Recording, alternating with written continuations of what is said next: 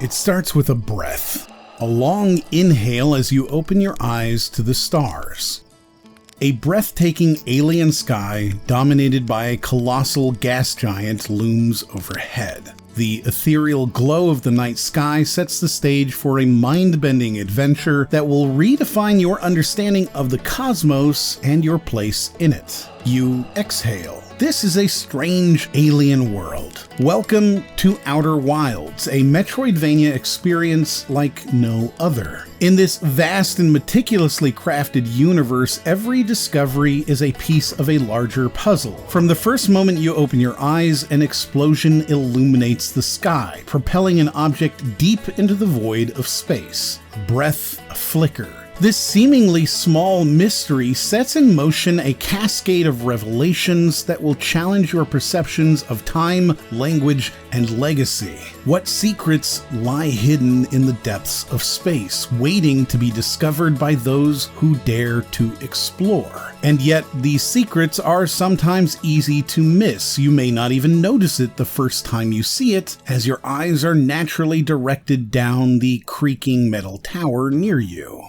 A lone alien sits in front of a comfortingly familiar campfire. Marshmallows are roasting. You must have fallen asleep sitting with them. There's our pilot, they say, back from our pre-launch campout under the stars, I see. Their 4 eyes stare back at you, friendly but uncanny. You don't know it yet, but this is a moment you will experience a lot in Outer Wilds. You play as a 4-eyed alien astronaut in a meticulously crafted solar system filled with breathtaking encounters with ancient alien ruins, rocks that disappear when you aren't looking, an unstable planet collapsing into a black hole. That's bending space-time. Non-Euclidean horrors leading to face-to-face confrontations with spine-chilling space fish that lurk in the darkness between the stars. You will be confronted with questions and challenges that redefine your understanding of the cosmos. Your mission: to use the first alien language translator to uncover the secrets of the long-forgotten Nomai civilization and shed light on a world lost to time.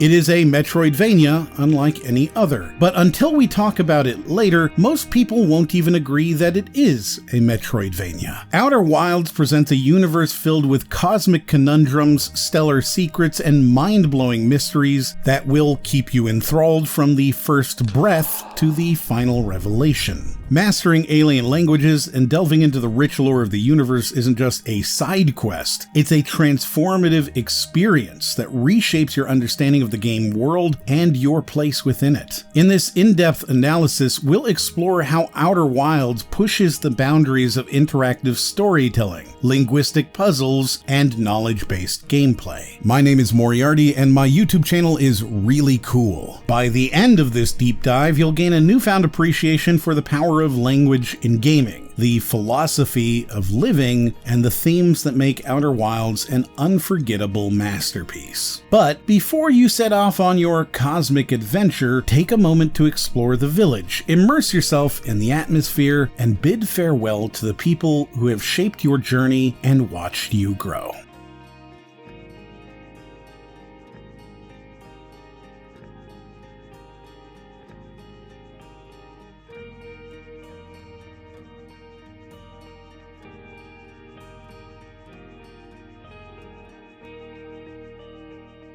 A lone alien sits in front of a comfortingly familiar campfire. So it's launch day, huh? Seems like only yesterday you joined the space program, and suddenly here you are leaving on your first solo voyage. This is your introduction to the story of the game, and if you keep talking to this strange alien, he will eventually tell you that you'll need to get the launch codes from Hornfels at the observatory before you can lift off. The game teases you with a long elevator up to your ship, locked by an alien password, but the launch will have to wait.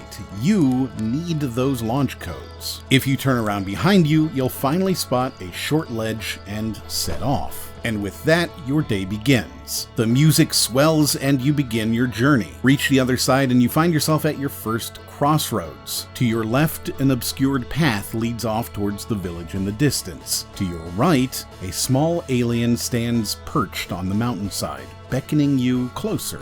This is Micah. She's heard it's your launch day and she's excited about it. She offers to help with your flying skills. You're probably going to need a bit of help, even if you don't realize it yet. The view shows you the village. It helps you understand some of the points of interest. It's a dead end up here though, so you'll have to go back and take that other path to descend into the village. As you wander down, a geyser might explode, helping draw your attention to different parts of the village. This is an alien world. As you navigate the bustling village, you're greeted with a collection of intimate character moments, each furthering the story and also providing more micro-tutorials for pieces of gameplay. And each encounter ignites a spark of curiosity. All of them know you and are excited that you're ready to take off and explore the world. Each village will give you some hint about the universe around you, some rumor. One villager nice will tell you about previous astronauts who left home to explore the cosmos, referring to them by the instruments they preferred to play: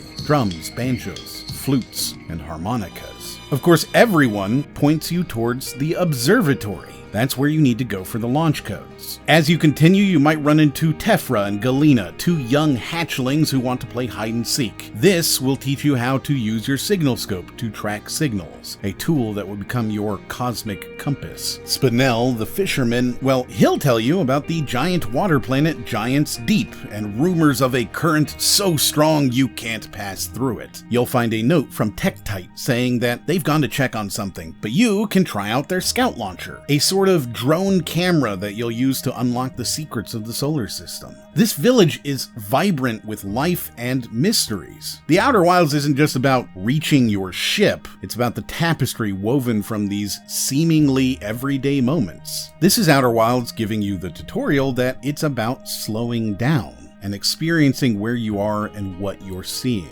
The Zero-G Cave teaching you how to defy gravity. The Ghost Matter Monument showing you how to see this deadly and invisible unknown phenomena through a camera lens. And then a museum brimming with the whispers of a forgotten civilization. Each a thread that will unravel a piece of the grand puzzle you've not even begun to see yet. Everything you encounter here is a small slice of the overall game. Yes, it's immersion, but it's also teaching you. The Zero-G Cave teaches you how to fly in Zero-G. The Ghost Matter is visible in photographs. Even kids become your teachers, showing you how to listen to the cosmos through your signal scope. Merchants selling instruments exist to help you learn how to tell the difference between the sounds of the instruments. The old villagers telling crazy stories fuel your imagination and give you things to search for later on. The drones are your piloting instructors. Every interaction is a microcosm of the game's core philosophy. Learning by doing, exploring by asking. Eventually you'll reach that museum. Like the rest, this is a microcosm too, and it could technically spoil the entire game.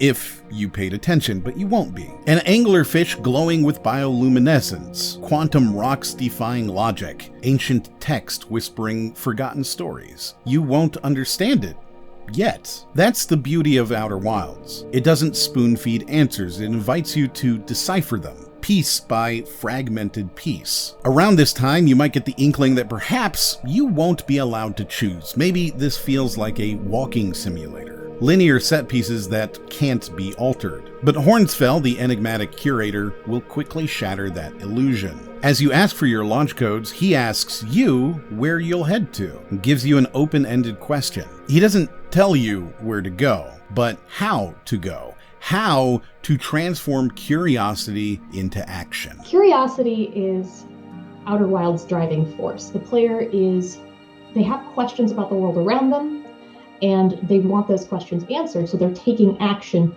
to find those answers. It's here that the core design philosophy of the Outer Wilds becomes more clear. This is a game about exploration. This isn't a game about killing things or socializing or building or even really achieving any clear set goals or finishing quests. There are no missions, assigned objectives, any kind of prescriptive guidelines that you have to follow. It's not linear. You choose what thing you've heard about so far that was the most interesting to you, and you go explore that thing. We're not telling the player what to do. It's entirely self-guided. You've got the launch codes, you turn around, and as you come down the stairs, one of the items in the museum, a giant mask, looks at you. You see the entire gameplay you've experienced so far repeated in front of you, snapshots of your experience. The eyes of the mask glowing, and then suddenly it's over, and nothing is different. Perhaps you'll wander around asking people what happened, but no one really believes you. Or if they do, they don't have any answers for you. It's a big old shrug of, yeah, that sounds pretty weird, bro. Good luck.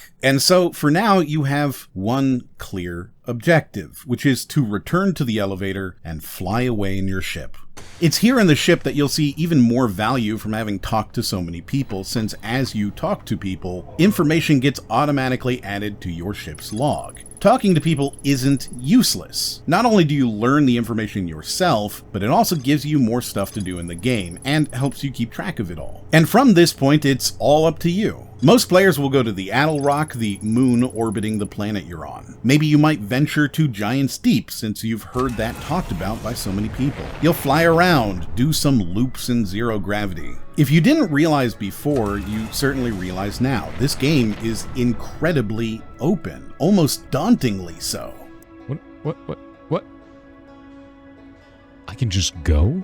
If you do go to the Owlks, you'll probably notice a campfire and a guy sitting at it whistling. Maybe you'll chat him up for a minute or two. Maybe you'll wander around the surface and find the Nomai eye locator. Maybe you'll ask a few questions and wonder what that could possibly be. And then the sun explodes.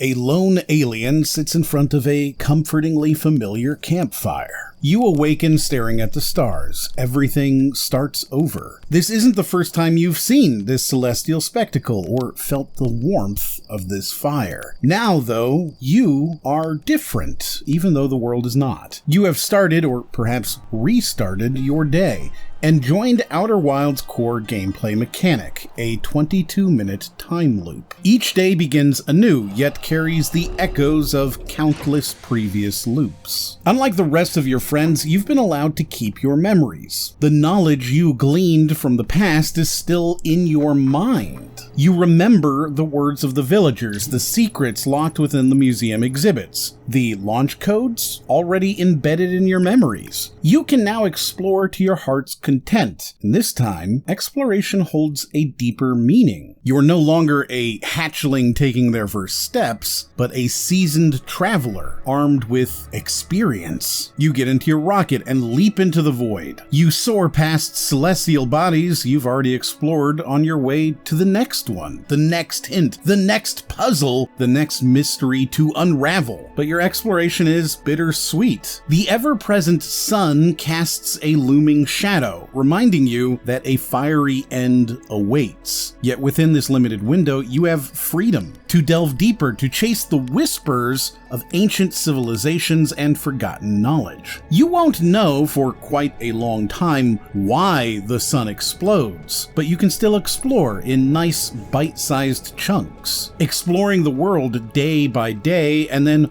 waking up again next to that comfortingly familiar campfire before blasting off to another mystery. One such mystery resides within the Dark Bramble, a horrific, non-Euclidean labyrinth in space, populated by the anglerfish, a colossal bioluminescent, anglerfish. Oh, it's coming still! A silent predator that lurks in the darkness, waiting to snatch up any ship lost inside the Dark Bramble. On another day, after being eaten by the anglerfish, you may find your journey taking you to Ember Twin, one of 2 twin planets orbiting each other. Within its volcanic crust lies the skeletal remains of an anglerfish. After completing a very convoluted puzzle, which I will walk you through in detail later in this video, you'll find yourself in a room with children's writings on the floor that you can read. Here, amidst these faded drawings, lies a crucial hint. The children are playing some kind of game, Red Rover or maybe Tag, a fantastical game where one child plays as the anglerfish. However, one of the children, the leader, is changing the rules of the game, saying the anglerfish now has to wear a blindfold, turning it into a kind of Marco Polo type of game where the anglerfish will try to catch the other children based on sound. But why? The rest of the children complain. The leader says it's because they heard from their older family members that anglerfish are blind.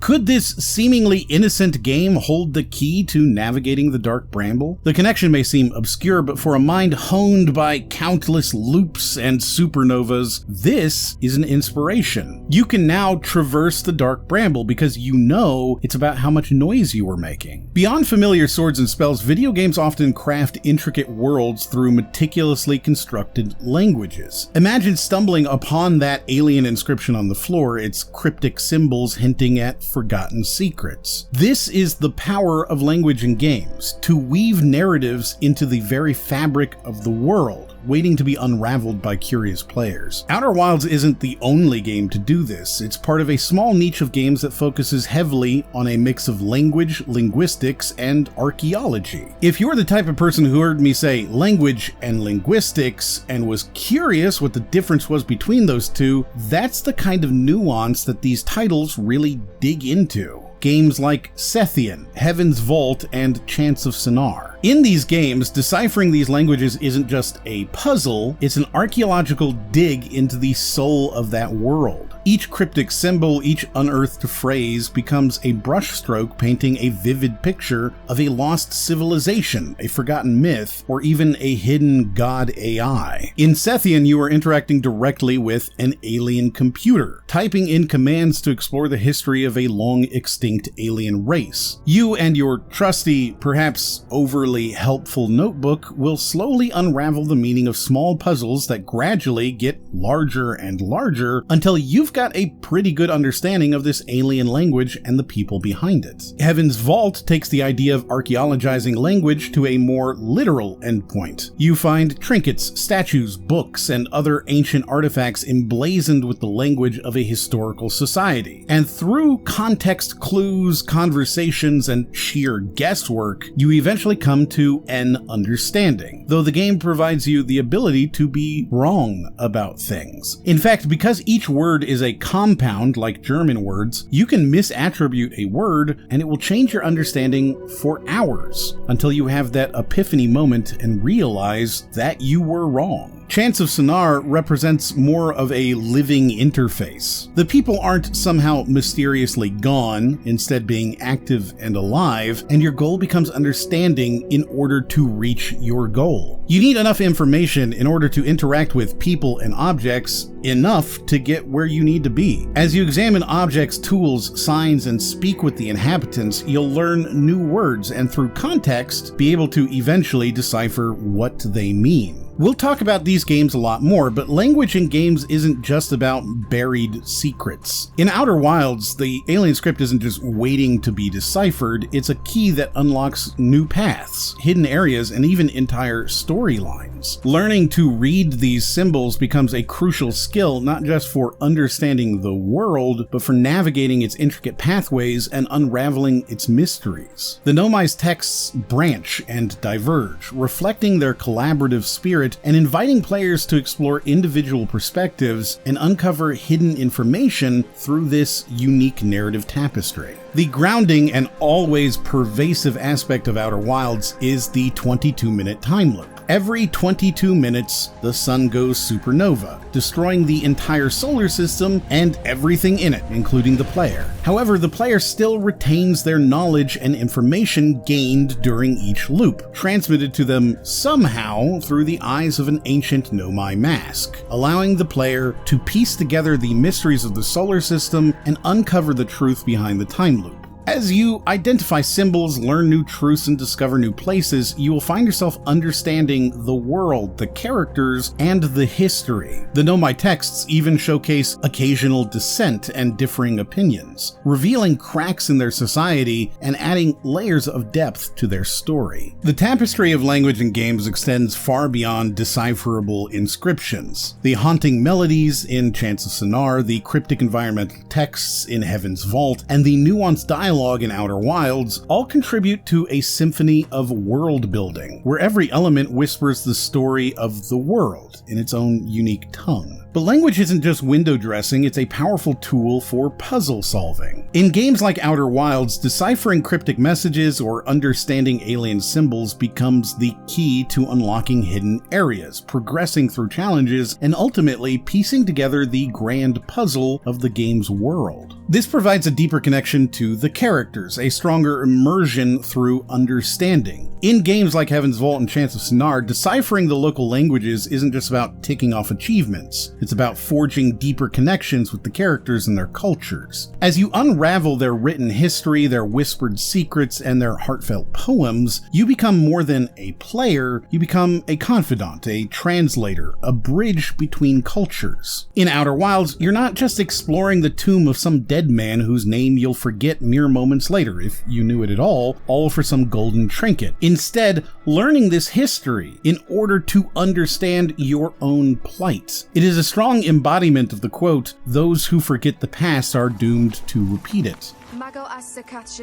Traditional media like Game of Thrones might throw in a few Dothraki phrases for flavor, but true immersion comes from understanding the language itself. These games don't just offer snippets, they invite you to fully immerse yourself in the linguistic tapestry, allowing you to truly understand the character's thoughts, emotions, and motivations on a deeper level. This uniqueness inherent in video games helps move the storytelling beyond passive consumption. Unlike the static pages of a book or the one-way flow of a movie, video games offer an interactive dance with language. In Outer Wilds, deciphering an alien inscription isn't just about reading, it's about actively manipulating symbols, experimenting with solutions, and feeling the thrill of discovery as the world unfolds before you. This interactive nature of games allows for a level of audience engagement unimaginable in traditional media. While languages like Klingon and Star Trek have inspired dedicated communities of fans who delve deep into their grammar and vocabulary, games like Star Trek Klingon Academy blur the lines between player and scholar. It's time for a somewhat hot take. Movies don't demand the same level of understanding as these games do. Knowing that when Khaleesi says Dracarys, she is telling her dragons to set something on fire is not the same as understanding the language. Even with celebrated properties like The Lord of the Rings, Tolkien's linguistics can't come close to a video game. While he wrote entire languages for his elves and other creatures to speak and built the world around that language, the fact is that hearing dialogue and being able to respond interactively is more immersive and effective than static words on a page. The game's language, Scythianese, draws heavily from my time spent in China, and like Chinese, uses a simple, highly isolating SVO grammar grammar, but with a few twists, such as a zero copula and punctuation without real-world counterparts. The Sethianese writing system is based on geometric symbols, which I imagined would be recognized by alien species without common culture. The creator of Sethian posted this 7 years ago to the r/conlangs subreddit, conlang being a portmanteau of constructed language. Even just a few years ago, the idea of making a game about conlangs would be something that would scare money away. Through the power of social media and crowdfunding, increasingly niche and complex indie games are becoming possible to make. This lends itself to the idea that the level of intelligence we can demand from a video game's audience is higher. A small, kick-started indie game like Sethian can be nearly incomprehensible to the majority, but it doesn't need to be comprehended as long as it has a small but rabid group of supporters. The tides are turning. While large studios continue to simplify and deliver passive, spoon-fed narratives, indie developers continue to push the boundaries of games as an art form and as a medium. Through the success of the open source community and the progress of game engines and tools to make games, it is easier than ever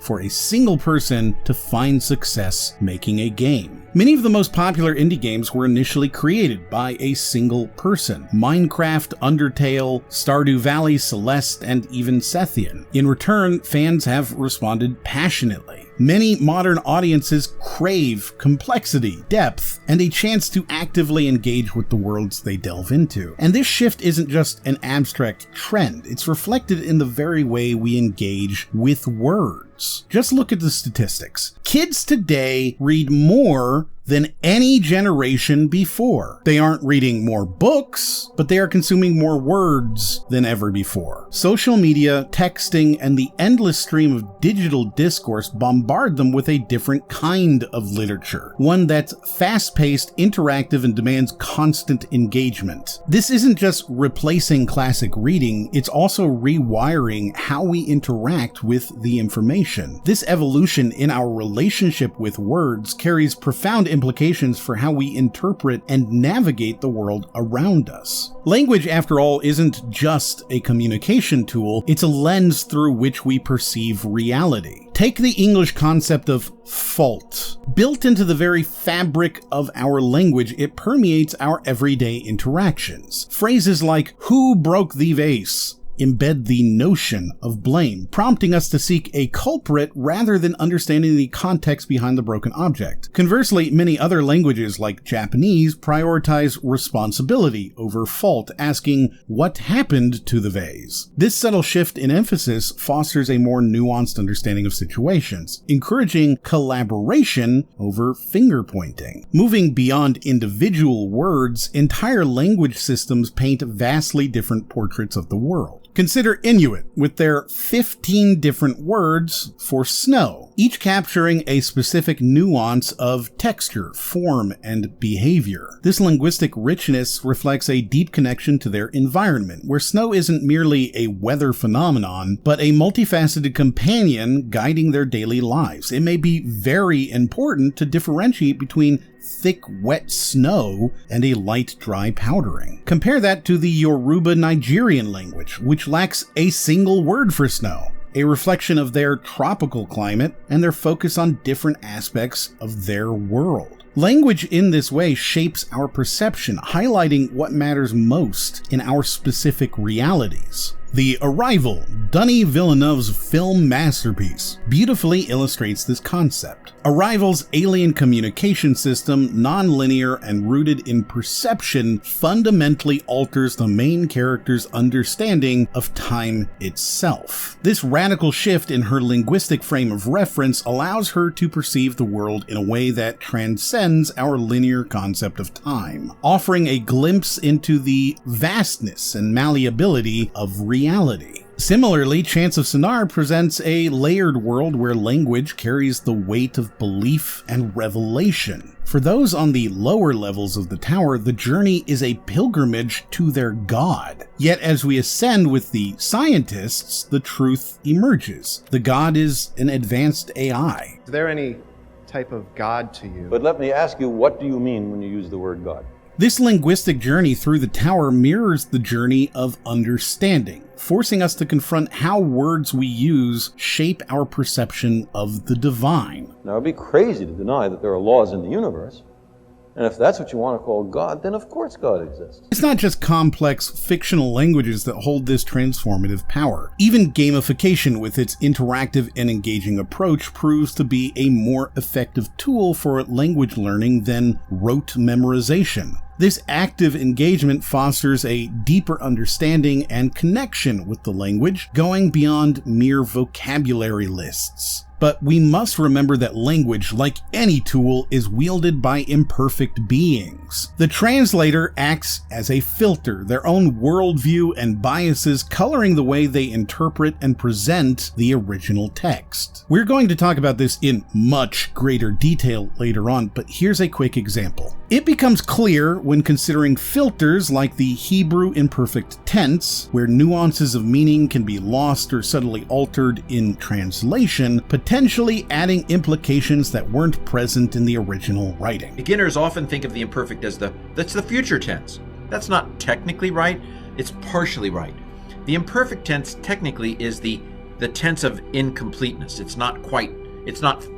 You're talking about it as if it's not done. Take the Hebrew Bible's Exodus 3:5, where God tells Moses, "You will not draw near." While we often read this as a simple "don't come closer," the original Hebrew uses a tense that conveys more ambiguity. It could imply a restriction where Moses won't be allowed to stay near the burning bush for very long. Or a warning that if he tries to come closer, he will be stopped. Or even it could suggest that there will be consequences for violating holy ground in the future. English translations often settle for "do not come near," which loses these subtle nuances. It's just one example, but it shines a light on how translation choices, even subtle ones, can shape our understanding of ancient texts and highlight the inherent richness and ambiguity of language. While exploring the intricate tapestry of constructed languages, you can't ignore the thorny patch of ethics blooming among languages woven with religious significance. Consider the revelation that the slumbering god at the tower's heart in Sinar isn't a deity at all. Deciphering this truth throws the pilgrim's faith into question, blurring the lines between devotion and technological awe. Does understanding this reality shatter their worldview, or does it open the door to a new syncretic faith that embraces both divine and the artificial? These ethical dilemmas highlight the delicate dance between intellectual curiosity and respecting established belief systems, posing questions about the potential consequences of uncovering truths that may be unsettling or disruptive. This ethical quagmire becomes even more fascinating when contrasted with the universality of numbers. Unlike the subjective interpretation of religious texts, numbers are a shared language, a bedrock of human understanding. Counting systems, be it our base 10 rooted in our 10 fingers, the Babylonian base 12 that counts each individual knuckle, or even the Mayan base 20 derived from the total number of fingers and toes, offers a glimpse into shared human experiences despite vast cultural differences. While deciphering the secrets of a fictional god AI may challenge individual belief systems, understanding the logic of counting transcends cultural boundaries, reminding us of the common threads that weave through the human tapestry. But why would we use a word so ambiguous that means so many different things? Gives you freedom to define it as It gives you freedom to seem to agree with someone else with whom you do not agree.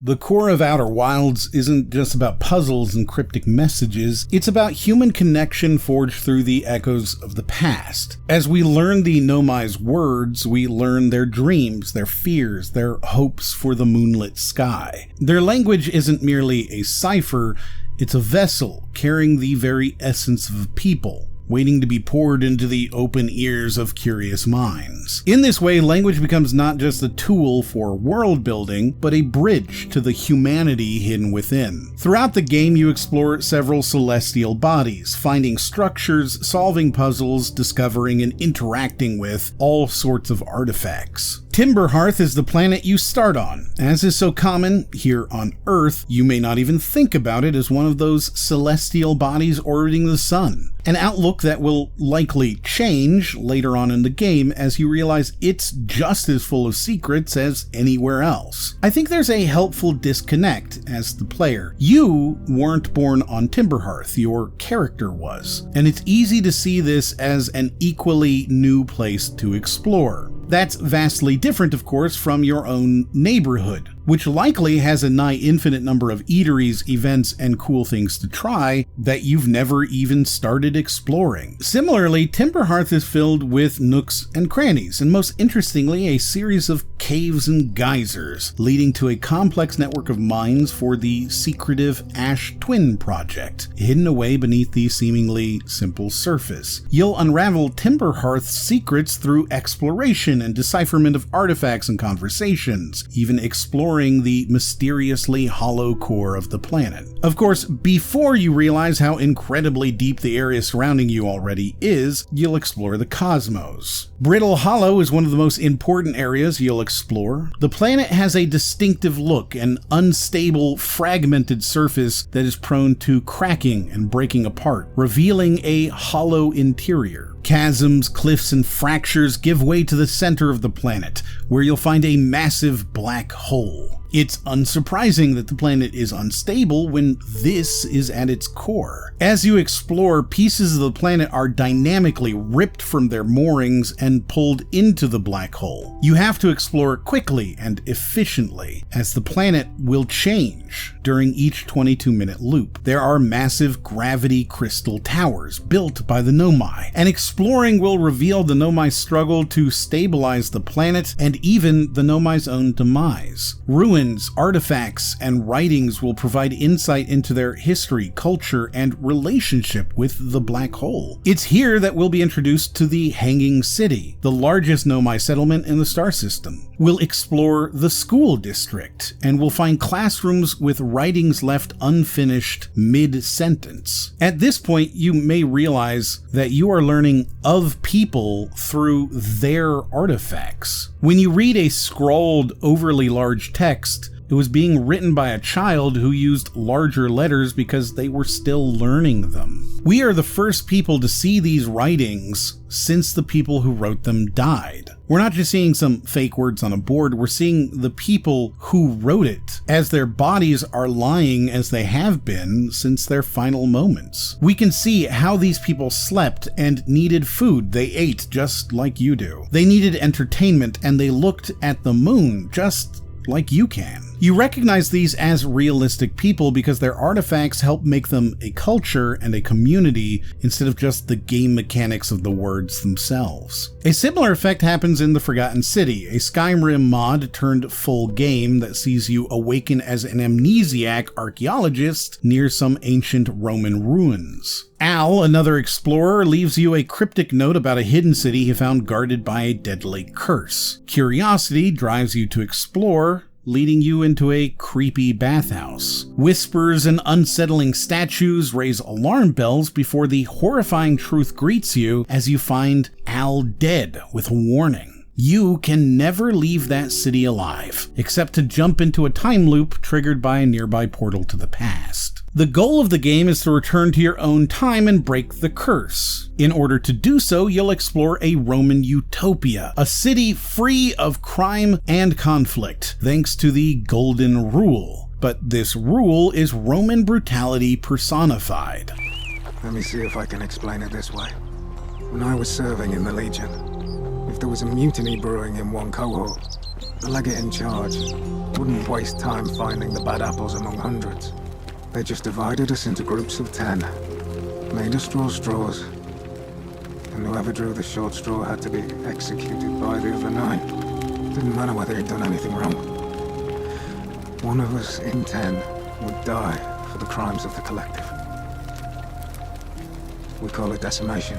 Breaking the golden rule is said to be 10 times worse. If even one person commits a sin here, every last one of us will die. The golden rule. Like the curses of Medusa and Midas combined. So if anyone commits a crime, every last person will be turned to gold. It becomes clear that someone in this time, in this world, is going to break the golden rule and damn themselves and everyone else. Your goal is to save the city and thus yourself. Yet in the middle of this fantastical moment, you will also explore and learn, getting to know the people of the city. While exploring, you might stumble upon a rectangular shaped stone structure with ditches of water going through the floor. On the ground lies an object called Sponge Stick, which highlights as you hover over it and beckons you to pick it up. As you hold it, the object reads, "A small stick with a sponge attached." This must be what the Romans use instead of toilet paper. It appears to be for communal use. Best to put this back immediately. It's one of many small moments, added not just to provide gross out humor, but as a real reflection of the world you're being immersed in.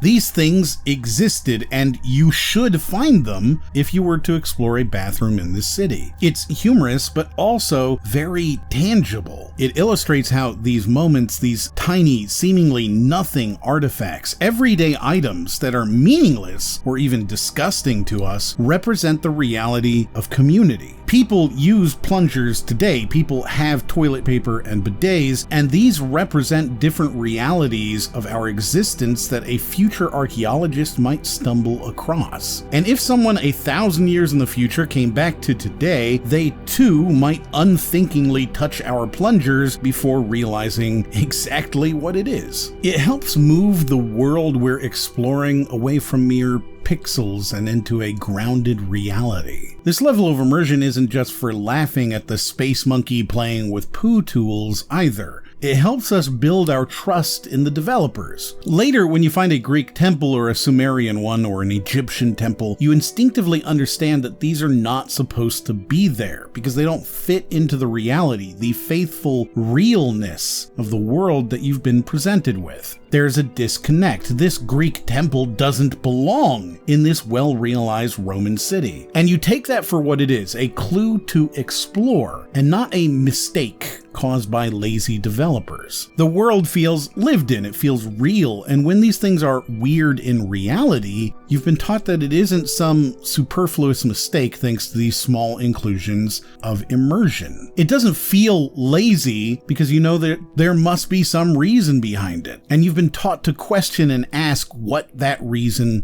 is. Back in the Outer Wilds, the Hourglass Twins are two planets rotating together, Ember Twin and Ash Twin. Ash Twin is a seemingly featureless sand planet, depending on when in your 22-minute journey you visit it. Slowly, over time, the sands will drain, gravitationally sucked from the planet to fill the canyons and crevices of the Ember Twin, as they trade interplanetary sands back and forth, creating a dynamic landscape. Ash Twin stands as one of the bigger mysteries, the often mentioned Ash Twin Project. And Ember Twin, a vast arid plain with towering sand dunes and rocky formations, and scattered Nomai ruins. Ruins which you will gladly explore, leading you into its extensive cave system. It's here, on Ember Twin, that we'll read those children's writings about the anglerfish and learn that they are blind. Of course, the sands of Ash Twin are coming in, and as you explore the writings and uncover crucial story elements, you will also be challenged to adapt to new hazards as the narrow caves slowly fill with sand. It's also here where the Nomai built their high energy lab, where they did research on their warp cores and first recreated and tested the limits of time travel they had previously discovered.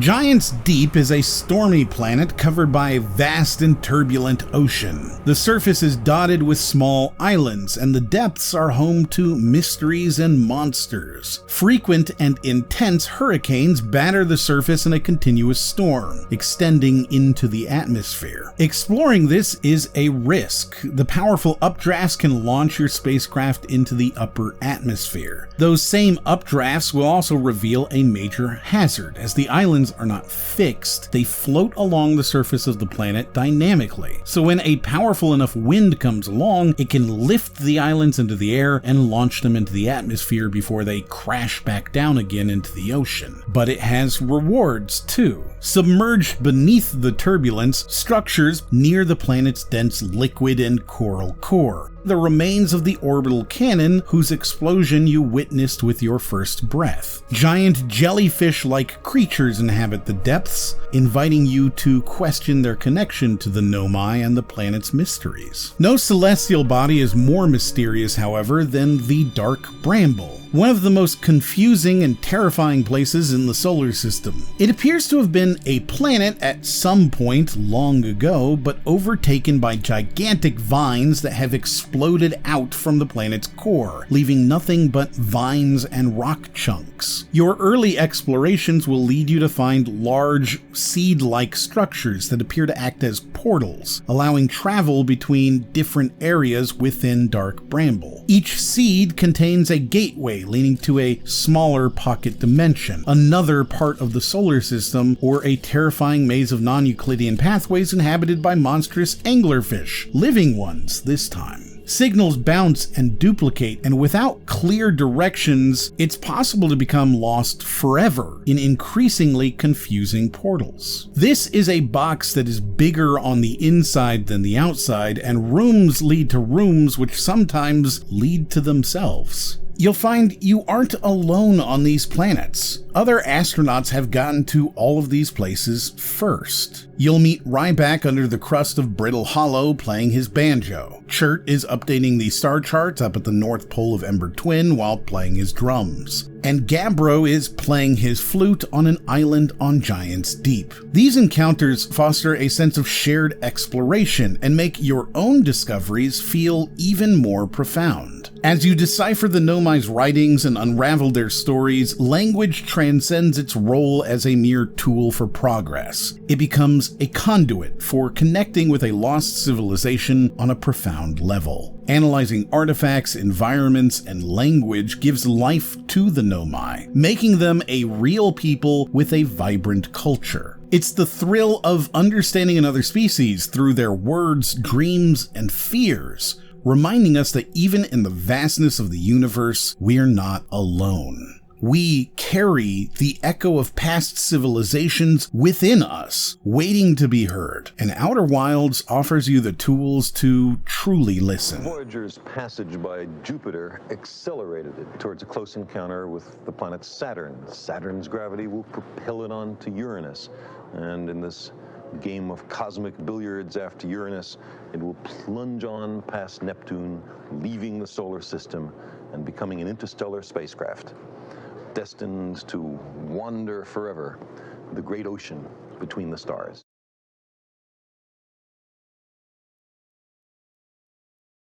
The most incredible success of a game like Outer Wilds is that all experiences, every single room and story and character is all accessible immediately in the same 22-minute time loop. Everything is always there. You're essentially playing in the same sandbox and resetting it. The reason this is such a success is that everything has to be built to serve dual purposes. It needs to be accessible to a new player who stumbles across it. You can't be completely unable to progress just because you get somewhere a little earlier, and yet also have deeper meanings for those who know more already and are seeking deeper truths. In this way, language represents the key to discovery, leading to more progression and then rediscovery. An easy example of this is Heaven's Vault. Much like Sethian, a huge part of the progression and gameplay centers around the player deciphering and learning an alien conlang. Many complex words in Heaven's Vault are actually compound words. In the early game, you are semi-exclusively being introduced to very long words made up of symbols, and it is through context that you will eventually learn what these smaller components are. For example, you'll be given a word that means goddess or god or gods. You'll learn temple, and through that learn the word for place, as in God's place. You'll learn the word for pilgrim, and learn that it's built from many of the same symbols: person, go, goddess, place. And that word person is replicated inside of goddess itself. So you'll learn that goddess means person of knowledge. Over time, through repeated encounters and pattern recognition, you will break down these ideas into their meaningful compounds. This deeper understanding allows you to reinterpret and gain richer meaning from previously encountered words. When you understand the component that means person, it will immediately help you understand that you are, in fact, talking about a person. The emperor, person of law, or an elder, person who is ancient, person who sells, a merchant, or many person, people themselves. Most importantly, though, is that none of this is understood at first, even if you understand the larger compound word. You can't understand the language until you've learned it. I know that's a somewhat self-evident and trivial statement, but sometimes it's worth stating the obvious. It makes a second replay of the game very different as well, since now you can unlock the full depth of the story that you were merely grasping at before.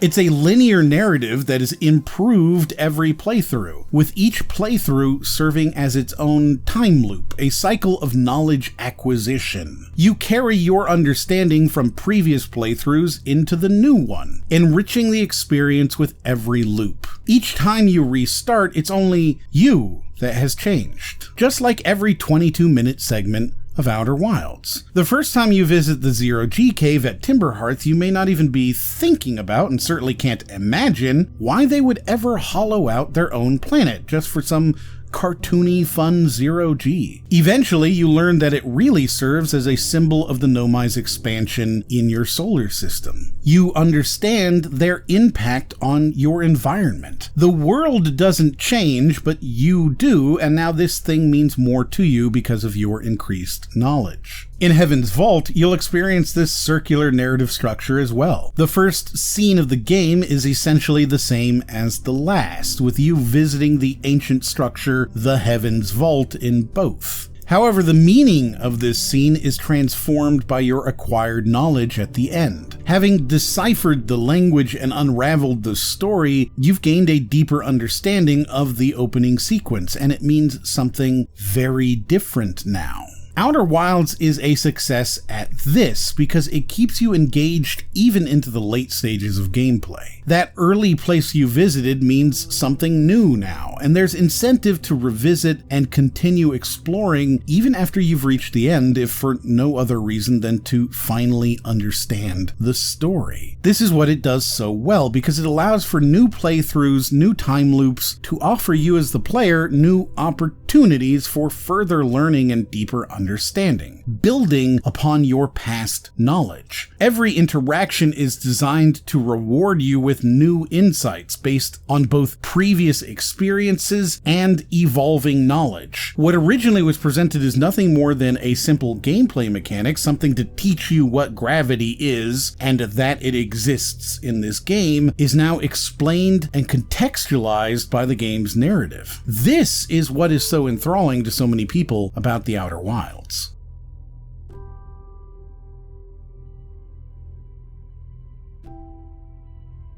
In Outer Wilds, your greatest weapon is your mind. The key to unlocking new areas and solving mysteries isn't brute force, but understanding. Metroidvania fans will know the thrill of unlocking new abilities and exploring previously inaccessible areas, but instead of missiles or grappling hooks, the twist that Outer Wilds offers is growing your own understanding, transforming the classic genre into a knowledge-based Metroidvania. It's a journey of intellectual exploration, asking you to think, observe, and truly become one with its world. The 22-minute time loop is a core driver of that knowledge acquisition, and it reinforces the virtue of learning. Every time you start the day, you start at moment 1, and the only progress in the world is your spaceship's logs. It's nice enough to store it for you, and lore accurate because of being built with some stone from the Nomai statues, but ultimately it's just a record of knowledge you've personally gained.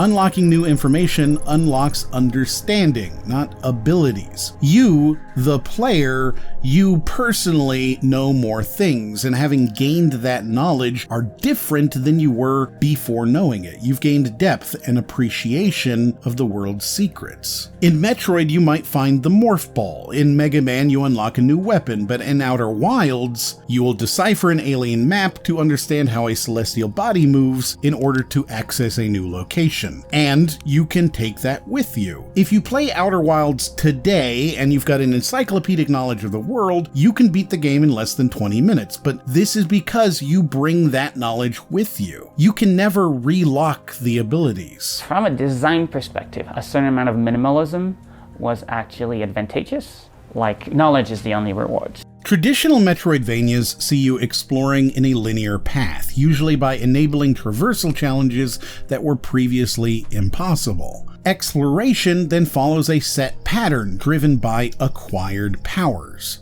Instead, in these knowledge-based Metroidvanias, knowledge fuels curiosity, which informs exploration. Players actively seek answers. They formulate hypotheses and experiment based on their own understanding. It's a more organic, open-ended exploration experience that feels intellectual and subjective, fueled by personal discovery and aha moments. Progress is measured by your personal understanding and your ability to piece together the narrative puzzle, instead of mechanical objectives measured by specific items. It encourages organic exploration and discovery instead of being linear and formulaic. Before you send me angry tweets, this is not demeaning traditional power-ups. I'm just highlighting how unique the approach is in games like Outer Wilds. Each time you awaken and then start a new day, you are being reborn. Every time, you just died. Maybe by falling or being eaten by a fish or blowing up with the sun, but you always wake up, and not in a moment, but at the beginning again.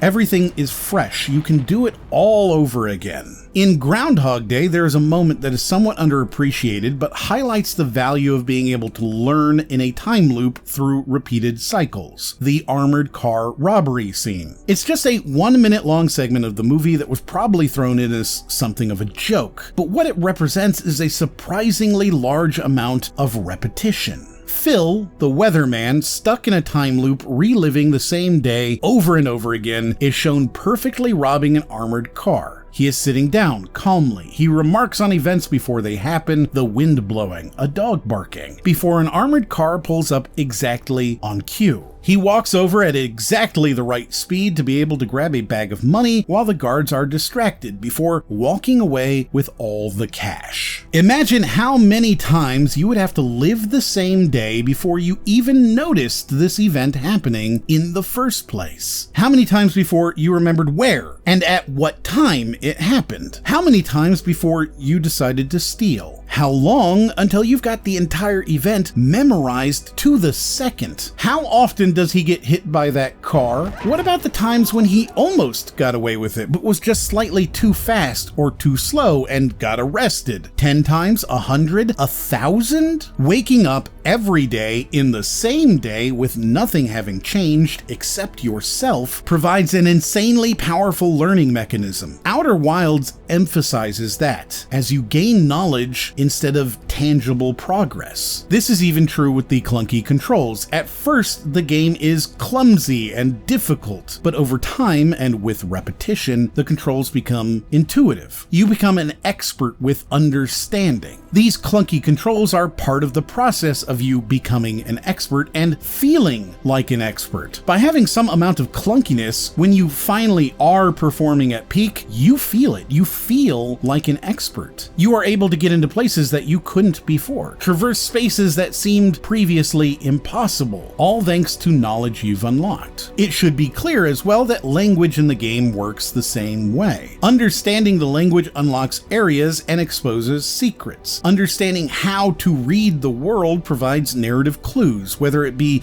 ghost echoes or Nomai writing on statues. All of it provides meaningful discovery, giving you the joy of piecing together the narrative through the language. language. Knowledge-based Metroidvania. It's a unique experience, blending gameplay and narrative. Learning empowers players, both in-game and out, which is very different from a traditional game, but dovetails perfectly into Outer Wilds' themes of discovery and knowledge. The best part for me is the conversations we can have. If you watched any time loop film with some friends, you've probably already stumbled on at least one or two conversations yourself. Does constantly restarting the loop and gaining knowledge through failure diminish the value of life and consequences? Is it playing God? You're God. I'm a god. I'm not the god. Does gaining knowledge about a doomed fate give you a moral responsibility to intervene, even if it alters the natural course of events? Can your manipulation of the loop have unintended consequences for the world or its inhabitants? I like questions that don't have easy answers. In Outer Wilds, you'll see unlocks of observation, deciphering alien writings, tracking celestial bodies. You'll have unlocks of experimentation, testing your theories, exploring dangerous areas, using the time loop to learn from consequences. You'll have unlocks of deduction, connecting seemingly unrelated clues to piece together the narrative puzzle. And you'll have unlocks of creativity, tools and knowledge utilized in unconventional ways to solve problems. Outer Wilds is not entirely similar to a puzzle game, however. The Witness also heavily relies on environmental puzzles and clues for progression, but whereas it focuses on abstract logic puzzles, Outer Wilds emphasizes a somewhat scientific discovery and exploration. Curse of Obra Dinn also has you piecing together fragmented information to solve a central mystery, but serves you static clues, whereas Outer Wilds actively encourages exploration and experimentation. There are aspects of both in Outer Wilds and many more puzzle games as well, from the Talos Principle's logic challenges, to Portal's critical thinking, to Mist's narrative explorations relying on deciphering clues and solving puzzles. It takes from all these things, but it doesn't compare to any of them perfectly because of its unique knowledge-based time loop. You never get a new puzzle. There's no progression into a new room with new rules built on the previous rules. It's all the same room all the time, with all the rules and all the tools all the time. This is why I think the easiest way to explain it is simply that. It's a knowledge-based Metroidvania.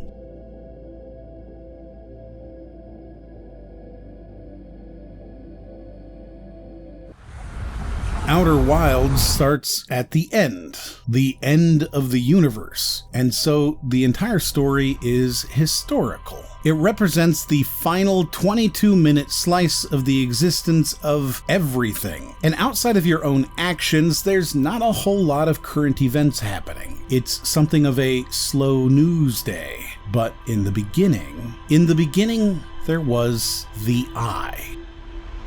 As the universe expanded and cooled, planets formed, and eventually the Nomai were born into the universe. As they progressed into a spacefaring race, they became a nomadic people, traveling and exploring the stars as separate clans. They were curious and bold, exploring everything. Every so often, they'd gather together, have a big festival, and each clan, an entity unto itself, would share its most cutting-edge scientific findings. Imagine them as individual enterprises in Star Trek, seeing the universe with no real oversight. One clan leader, Eskel, is heading to this decennial gathering to share all the interesting space entities that they've seen and flirted with, when suddenly they pick up a strange eye-shaped signal. What makes this signal different from any other signal in the cosmos is that, according to their readings, the signal is older than the universe itself. You can imagine how that might be very intriguing to explorers of that universe. How could something in the universe be older than it? Eskel, the captain of the ship and clan, decides to warp directly to this signal. His bridge officer tries to convince him to send out a message first, something to tell his people where they're going and why, but Eskel fears that the signal will disappear if they wait too long. It suddenly showed up, and it may just as suddenly stop.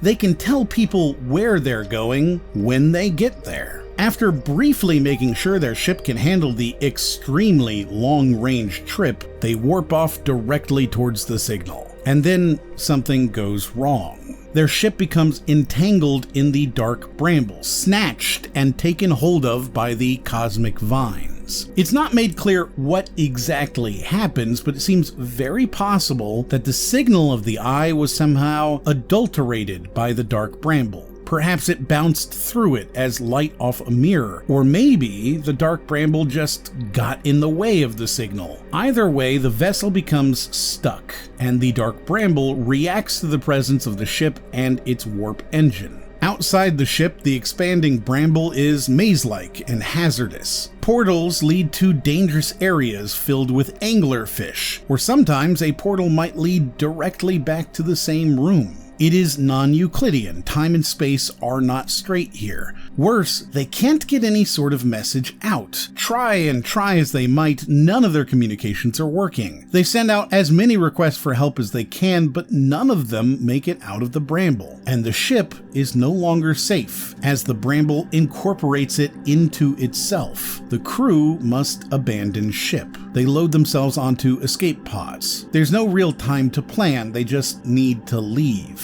The first escape pod, Pod 3, fires away. However, the bramble is tricky to navigate, confusingly laid out, and treacherous. Pod 3 suffers significant damage trying to escape. Its engine dies, and the life support begins to fail. Its navigation fails, and they are stuck. Eskel is on this pod. As the other two pods disappear, Eskel and his clanmates realize they are stuck in the bramble. They try to stick it out, but their communicators are not working. Their life support is limited and failing, and they can't reach anyone on their communicators. Signals act very strangely inside the dark bramble. They hold out as long as they can, fighting off hungry anglerfish attacks, but eventually there is only one option. They must return to the ship. But signals act very strange in the bramble, and their ship's signal is coming from multiple different directions. One is close, one is farther, and there's only enough oxygen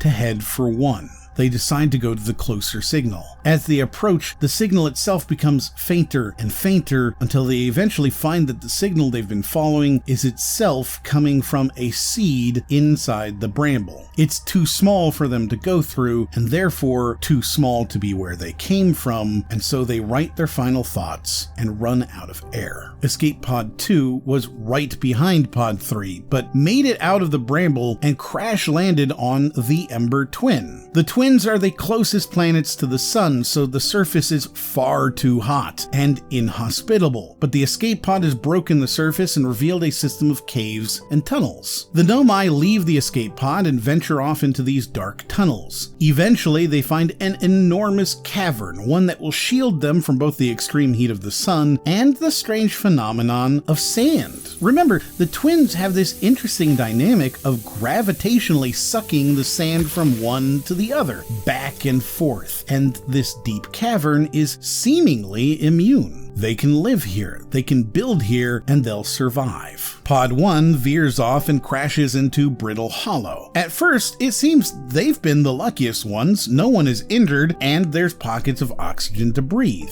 Everything seems fine until Hollow's lantern, a volcanic moon, comes across the sky spitting ash and burning lava across the surface of the planet every time it crosses. They too decide to go underground, and underground they go. But they're still explorers at heart, and so after some exploration, they find a path that leads to a mighty glacier at the north pole of the planet. The surface still being too dangerous to live on, the survivors build a city hanging from underneath the glacier. It's here that they'll also find a black hole, centered at the core of the planet. Whether because the planet was impacted by a black hole that eventually sunk into its core, replacing it, or because it naturally exists at the center of this planet in this bizarre universe, no one knows, but the Nomai will experiment with it. They are explorers first, after all. And so we have two Nomai colonies, separated from each other on different planets. unable to communicate with each other. They lack their advanced technology, abandoned with their ship, but much as if we put you in the woods, you would still understand that atoms exist, the Nomai continue to thrive and exist, and yet still remember the mysterious eye that brought them here. Both civilizations begin looking at the stars, peering into the sky they came from, and they notice something bizarre. There appears to be a moon orbiting their planet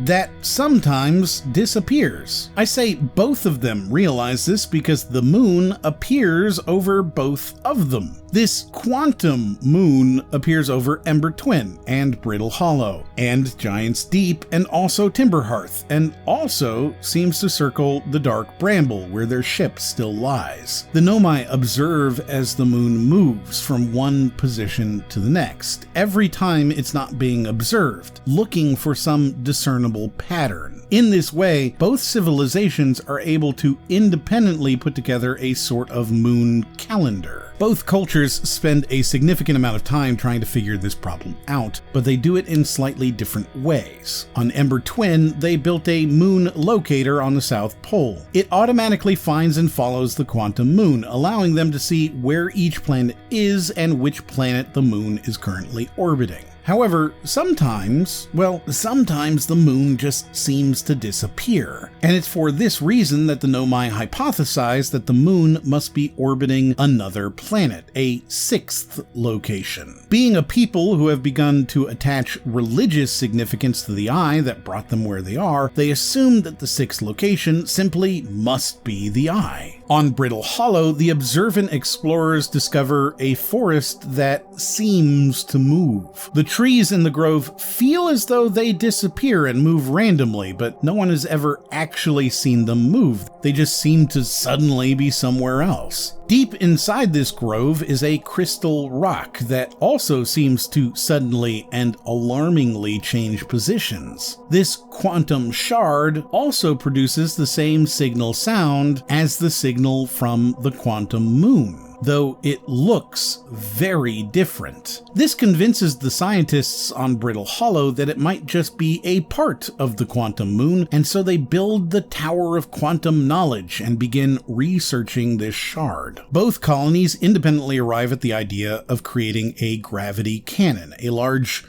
cannon that can shoot out a shuttle and reintroduce interplanetary travel for the Nomai. Sometime after this, they reconnect, though how it happens and how long it takes is lost to time, though it is at least a generation. The important thing to know is that somehow they reconnect, and both communication and travel are back on the menu, boys. The two colonies reconnected, they come together with a shared goal, understanding the quantum moon using all the quantum rules they've learned so far. Several scientists take these rules and their newly built technology and shoot for the quantum moon. This is easily the most expected outcome, and they find that it is entirely possible to land on the moon as long as you're watching it the whole time. They decide to build a quantum shrine on the quantum moon, trying to reach the eye that way. Essentially a giant box that is perfectly dark with a light you can turn on and off. It works after a fashion in that it is possible to reach the sixth location of the quantum moon by entering the quantum shrine and then turning off all the lights so that the moon is no longer being observed. Unfortunately, the shrine itself also moves around every time because, quantum moons be quantuming. But the sixth location can be reached. Unfortunately, the moon has a thick cloud atmosphere, and while traveling through the atmosphere, you are no longer observing the moon. This creates a really unfortunate catch-22, where if you travel to the quantum moon's sixth location by utilizing the quantum shrine, you can't just blast off into the atmosphere and come out at the eye of the universe, because since the moon is no longer being observed, it moves, and now you're no longer in that sixth location.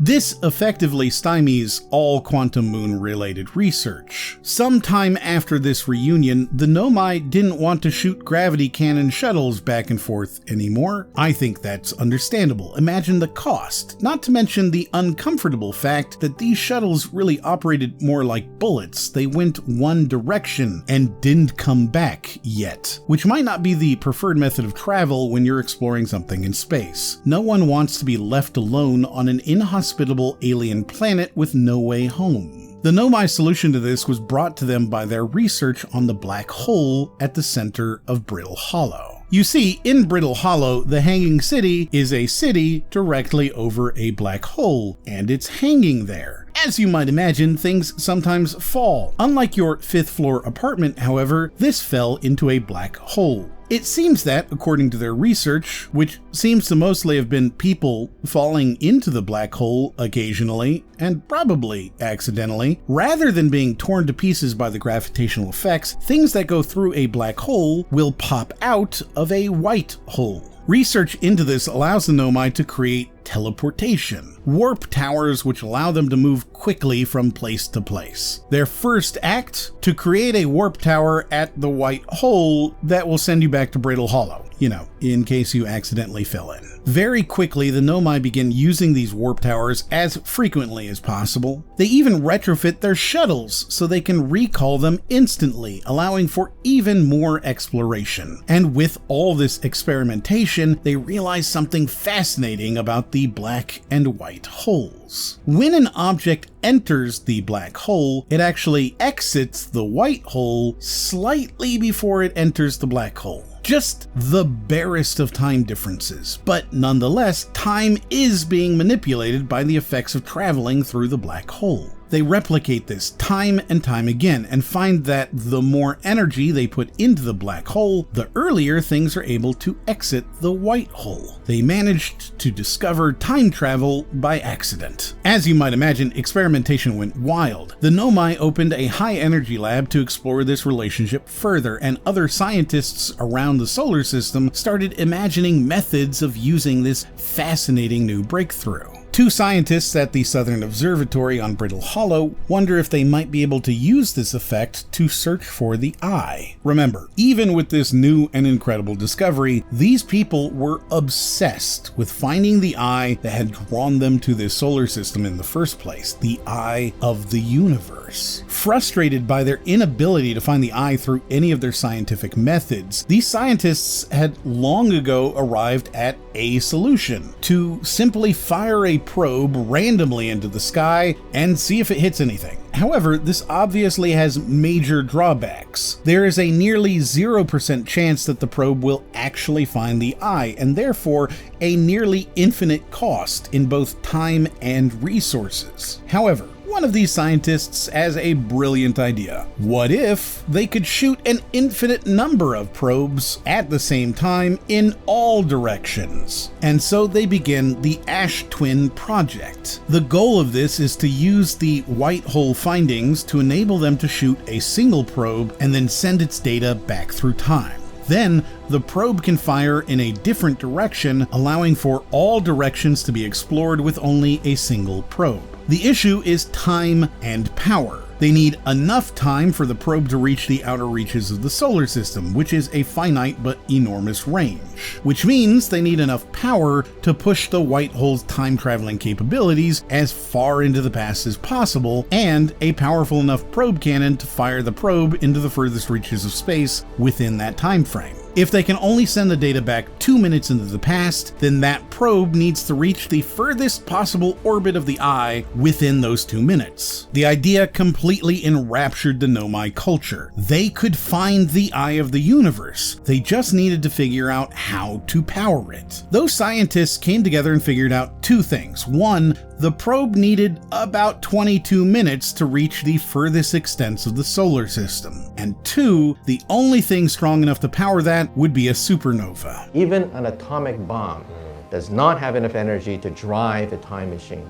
For a time machine, you need the energy of an exploding star. 3 separate parts of the Ash Twin project begin. One group builds a probe cannon, a very strong probe cannon, one that could easily launch a probe as far as it needs to go. They place it outside of Giant's Deep, chosen because it is the planet furthest from the sun, which means that the largest number of angles from the launcher will not be directly into the sun itself, giving the launcher the best possible chance of finding the eye. They don't test this, of course, because it's so powerful that they're quite confident it might explode. And there's no reason to do that until they figure out how to power the Ash Twin project and send the data back through time. Which brings us to the next project, the Sun Station. This would shoot a projectile into the sun and cause a supernova. As you might imagine, this caused a lot of concern for people at the time because it meant blowing up the sun. Not everyone thought that was a great idea, but they built it nonetheless. And the final project, getting that information back into the past. The idea here is simple. The probe sends the information back to the Ash Twin project. The Ash Twin uses a warp core to create a black hole, and then it sends the data alone through the black hole to itself. To achieve this, they would create a storage device and a pairing system. The pairing system would be a statue that would pair with the closest person, and a storage device kept on the Ash Twin project that would store all that person's memories from one time loop to the next, as well as send all those memories back through the pairing device to the person with whom it was paired. In this way, someone would be able to know what happened in the previous loop, as well as sending the data back. In order to avoid being stuck in a Groundhog Day situation without escape, they tweaked the statue pairing so it would only activate once the probe found the eye, or something catastrophic happened and the Ash Twin project would need to be aborted. Additionally, making things a little bit harder,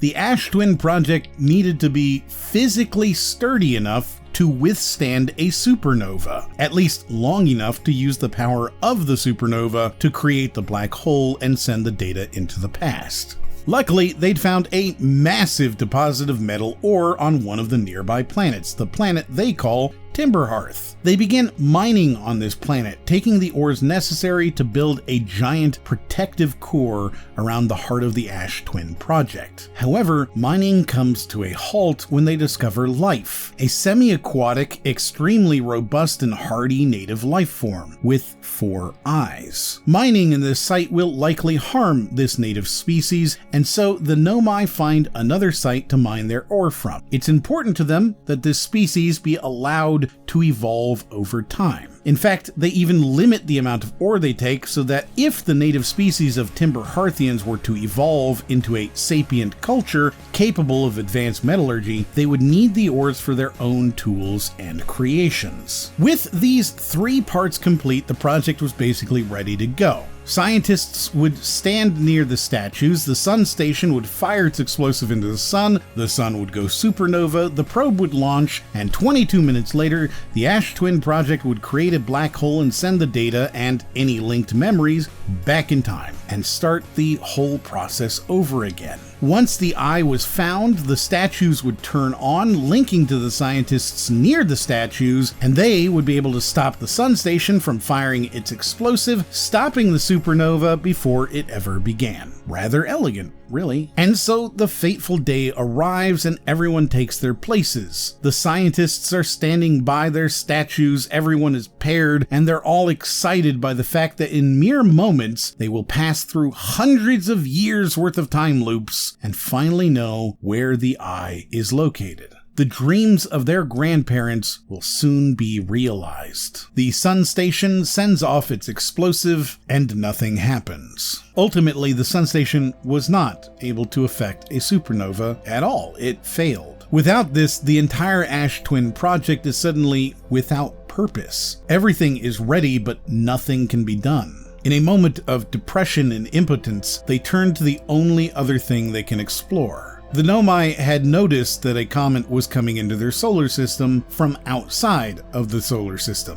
Originally holding no real interest for them compared to the magnitude of the Ash Twin project, the Nomai decided to take a short break and put the project on hold to explore this comet, a comet they call the Interloper. Using their shuttles, they put together a crew and shoot a shuttle off to the interloper. They'll just recall them later. 3 scientists head off to explore. What they find is not unusual: a warm, sunny, rocky side facing the sun, and a cold, icy trail. In order to keep the shuttle warm and ensure it doesn't ice over and trap them unable to be recalled, one scientist stayed behind in the shuttle. The other 2 begin exploring. They find a series of ice tunnels and go deeper. They hear strange readings the deeper they go, an unusual energy never seen before. Deeper in the comet, they find a core, a stone sphere, emitting incredibly powerful energy readings. The rock appears to be muting the readings, even meaning it's likely tens of times more powerful than even their signals suggest. And it's under incredible pressure. The heat of the sun is warming it up, and as it warms, the pressure keeps growing. Alarmingly, the substance inside appears to be highly lethal. One of the scientists tells the other to leave, return to the shuttle, send a message, and make sure every Nomai immediately understands that this is a matter of life and death. They need to prepare to survive the eventual rupture of this core and the spread of its lethal energy. The 3rd scientist sits alone in the shuttle, keeping it warm. Communications stopped working the deeper her friends went into the comet, but it's okay, because they told her they'd be right back. It's a harmless comet, after all, and they'll be right back. Time goes on, and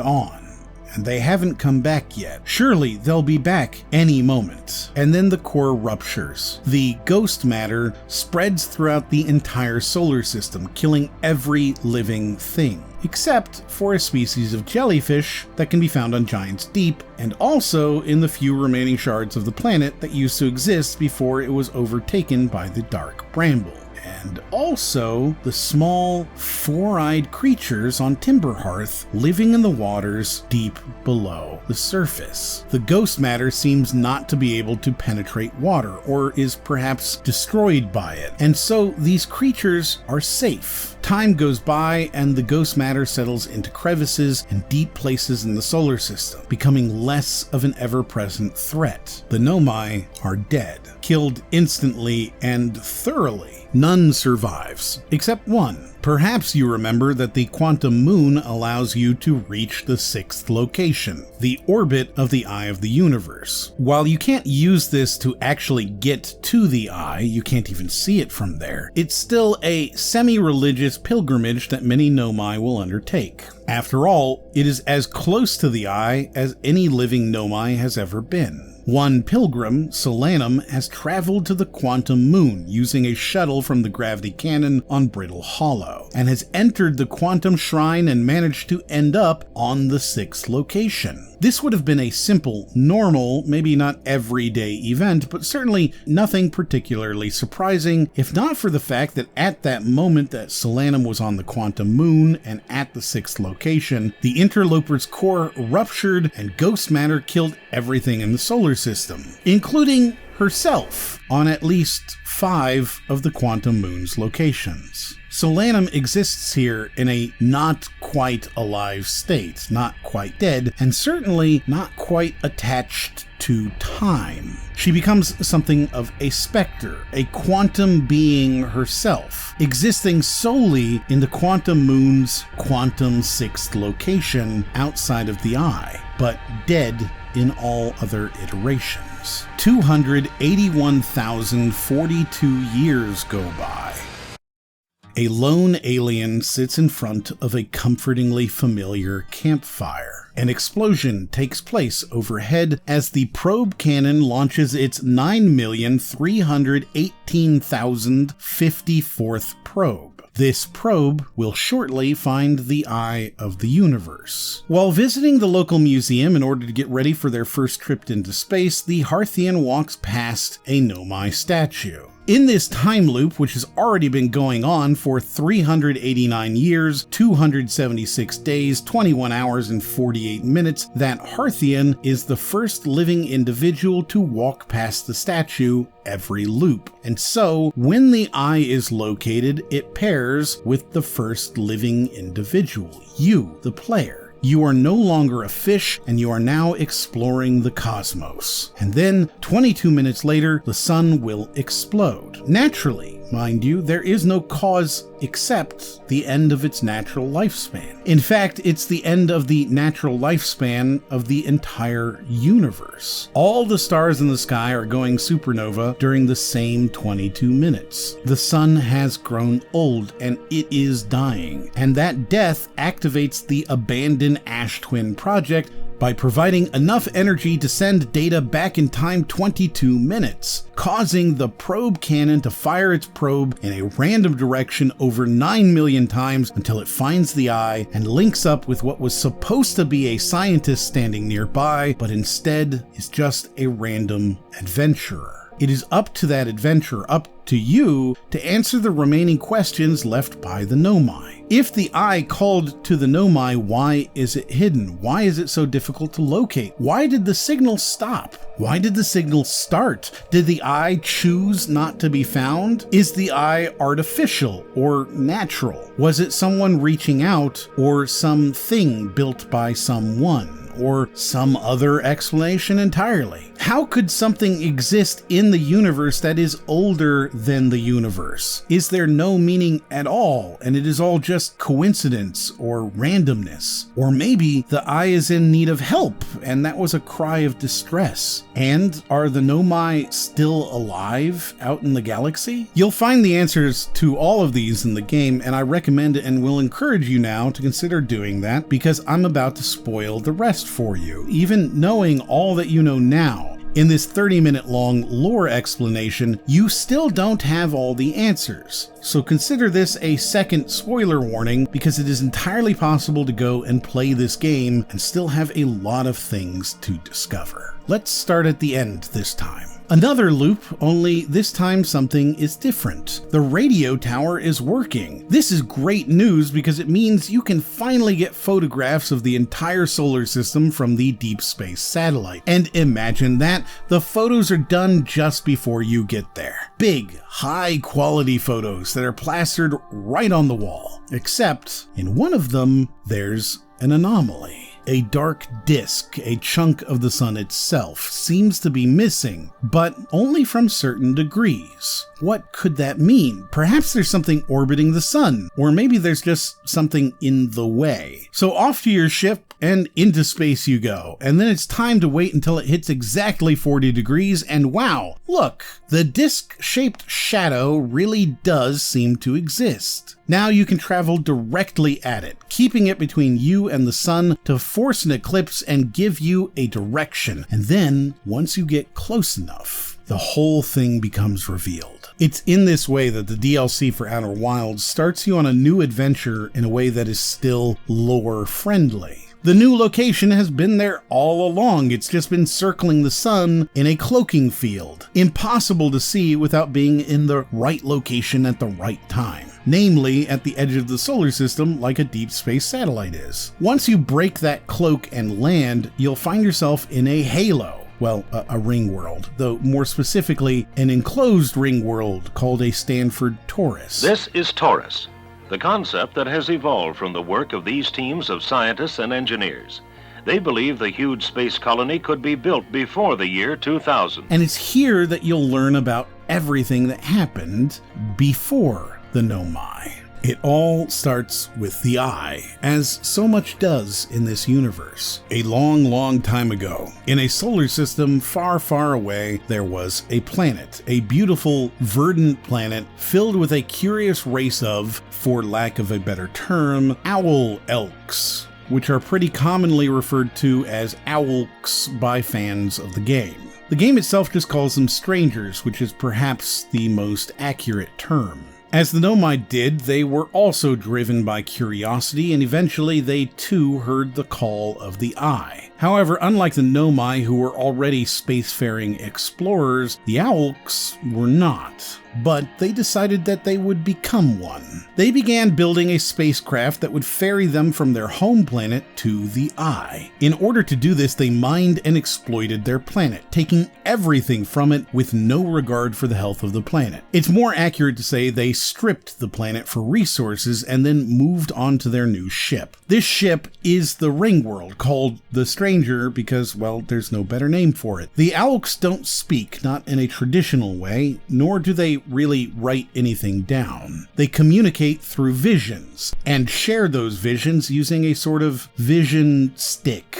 As you yourself experience, there is a filter between what other people say or think and what you think, and we'll talk about that a lot more later in this video. The Owlks reach the Eye. They get there potentially millions of years before the Nomai ever hear the signal, and they get a vision from the Eye. The Eye shares with them a story of rebirth, death, and the end of all things, followed by new life, a new cycle of life that rises up from the dead. But the Owlks only see death, and they immediately despair. They've burnt their homes to the ground to travel across the cosmos, only to find a weapon that ends all life in the universe. The Owlks fall into a deep despair and they rebel. They burn their church of the Eye, they gnash and rant, and they become incredibly depressed. They miss their home, and they regret everything. When the video reels of their home don't fill the homesickness, the Owlks build a virtual world, a simulation of their old planet. And they also build a giant vault holding something inside that they clearly never want out, submerging it deep under a reservoir. They took something or someone and locked it away in reality and in simulation. Clearly, this is a very bad thing, so you definitely need to open it. As you spend time in the virtual world, you'll meet Owlks that still exist in some virtual form, but they are aggressively non-friendly, and if they find you, they blow out the fire on your vision torch and send you back into the real world. Through stealth and repetition, you will eventually reveal the glitches in this virtual world, and interacting with those glitches, exploiting them to get around the safeguards built into them, you can eventually unlock that vault. And inside, you'll find a person. Well, an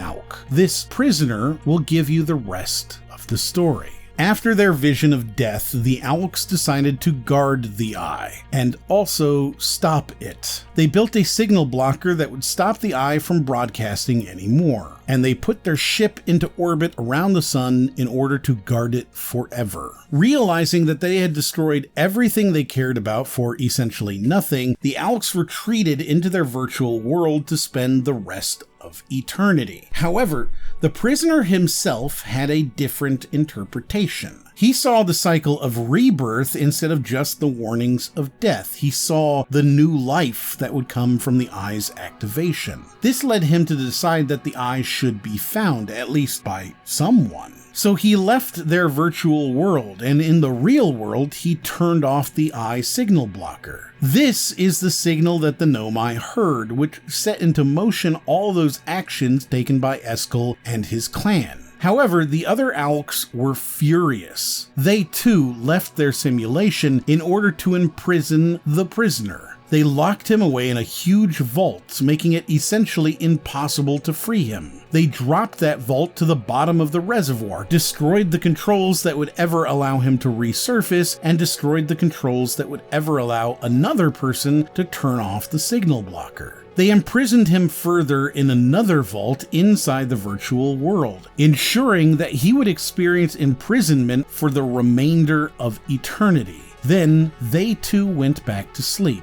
and this time they never reawakened. Their bodies in the real world slowly died, but their minds and consciousness stayed alive in the simulation, a sort of technological singularity for their entire remaining species. And now you know the whole story. There's still a lot of context that's missing. Obviously, a game that takes 25 hours to complete, or 50 hours if you want to exhaust everything, is going to have more to it than my simple and brief recap. So don't think that there's no reason to go experience these things if you choose to. This is the story that the clues tell you, but the game is really about the story of finding those clues. It leads to an ending decision that is very worthwhile, and I've worked very hard to make sure I don't spoil that ending too clearly, because how it ends is ultimately up to you. The backstory might seem unnecessary. After all, it's just a puzzle game. Why have so much and make it so intertwined? Well, in this case, the story is so important because it influences the puzzles. Beyond simply being a well-told, comprehensive story, that story informs the world in fascinating ways. Remember the convoluted puzzle I mentioned at the beginning of this video, where you find a clue that helps you understand the anglerfish are blind?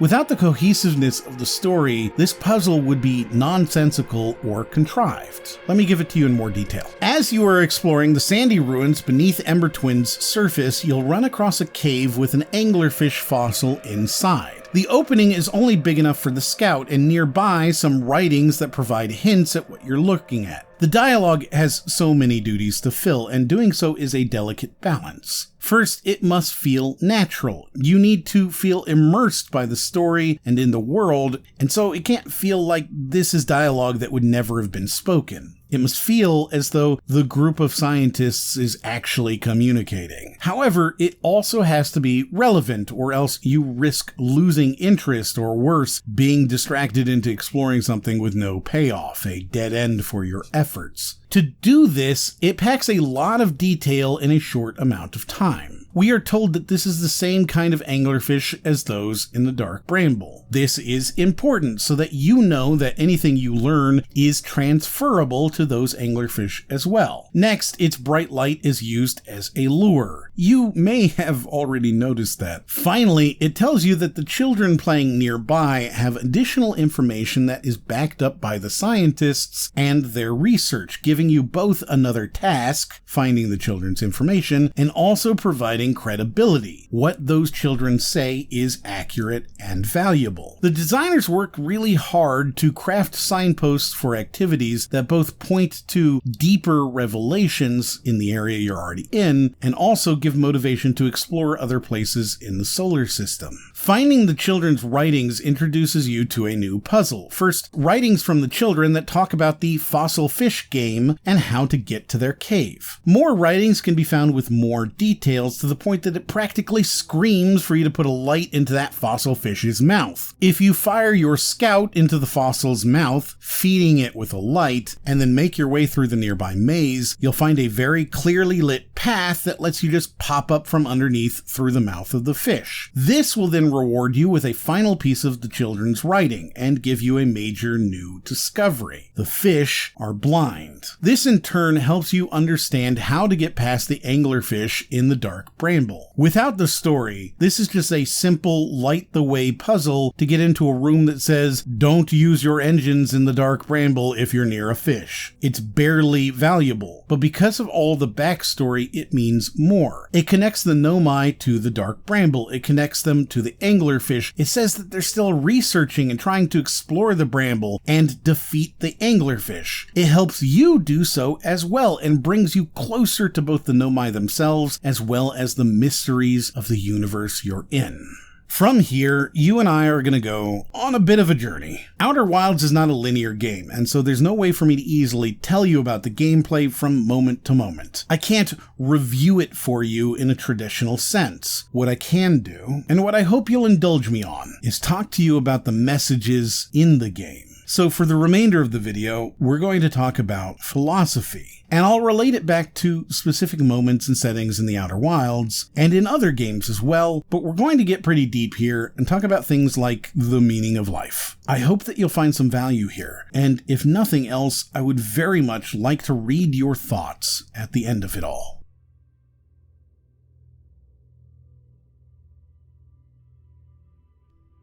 Marcus Aurelius was a philosopher as much as an emperor, and his ideas pioneered a mindset and approach to life called Stoicism, focusing on accepting what we cannot control and living in the present moment, disregarding material possession and external circumstance to focus on our own virtues. His quote suggests that life is short and we should make the most of it. It suggests that existence is fleeting, but even something temporary like a breath can leave a mark on the world.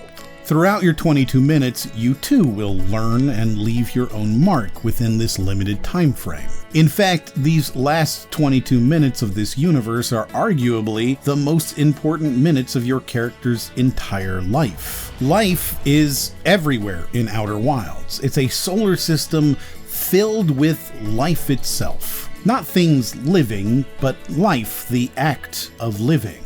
Every civilization has left behind traces of their existence that you can find. And in each case, these hints of the past can tell you something about their existence. Yes, finding a clue in a journal is ultimately a meta gameplay thing, but in the universe of the game, it was left behind by someone. And most importantly, it wasn't left for you. In fact, none of it is for you. You are incidental. You just happen, a coincidence. Some sort of quantum immortality makes you the hero of the story through sheer chance, and nothing more. That journal, those books, that note on a school classroom board, that's just people doing things in their lives. Yeah, it's a game, but it's analogous to people and humanity. It allows us to explore these deeper themes. It allows us to raise the questions and discuss the emotional impact without staring at actual tragedies with real names. For example, is archaeology an invasion of the privacy of the dead? Should we feel guilt or discomfort knowing that much of what we learn about past civilizations comes from tragedies and untimely deaths? How do we respect past cultures within those ethical considerations? Perhaps we can explore how the Nomai's legacy reflects humanity's own pursuit of meaning and preservation in their desire to connect across time. Why else would pharaohs build monuments if not to talk to future generations through their legacy? And is it appropriate to take that legacy and display it in a museum? The artifacts that we know today as the Benin bronzes are the cultural heritage of the Kingdom of Benin and its capital Benin City, which is today in Edo State in southern Nigeria. In February 1897, a British-led force known as the Punitive Expedition, or later the Benin Expedition, sacked the city and its royal palace. Thousands of artifacts were looted and taken back to England, where they were sold, entering the collections of museums across Europe and across the world, including here in Cambridge. In Outer Wilds, there is no Nomai artifact that was ever intended for your consumption. You didn't exist yet. Your entire race was nothing more than fish in a pond. Yet, you will find journals and stories and artifacts that end up being yours alone. These are things that only you will ever find. The world is ending, and you're the first person to enter these rooms since the Nomai died, and no one will ever see them after you. They aren't meant for you, but they are yours. The stories deserve to be seen, to be told, and to be heard, and you are the only person who can do that. In this time loop, it almost seems that you have a duty to be sentimental, if for no other reason than that no one else ever can be. This kind of transcendence of selfishness is then mirrored in the stories you read. The Nomai built a mine on Timberhearth, your planet, while your race were still fish in the waters underground. And your race could not have valued your life because they were fish and you didn't exist. But the Nomai did. They saw those fish and they valued them enough to take great pains while mining so as not to disturb any of the four-eyed fish they found. The Nomai even idly considered what you might evolve into and ensured they left enough resources for you to become spacefaring yourself one day. And it is the water you live in that saves you. When the ghost matter wiped out all known life in the solar system, you were saved. The ghost matter couldn't penetrate the water and your species survived. You survived. You grew legs and crawled out of the water. Eventually, you evolved into sapience and built rockets into the stars. Legacy and memory are in every facet of this game. The Ember Twins are locked in a perpetual dance, sand flowing from one to another in a mesmerizing spatial hourglass. But in many ways, the sand transfer also represents the flow of knowledge from Nomai in the past to the player in the present. When you meet Gabbro, he makes it clear that he too is stuck in a time loop with you through sheer coincidence. He simply happened to walk past a statue just like you did. But Gabbro has accepted his fate and the end of the world, accepting being stuck in this time loop, with or without you. He simply wants to play his flute and relax. Feldspar, the greatest pilot ever to exist, well,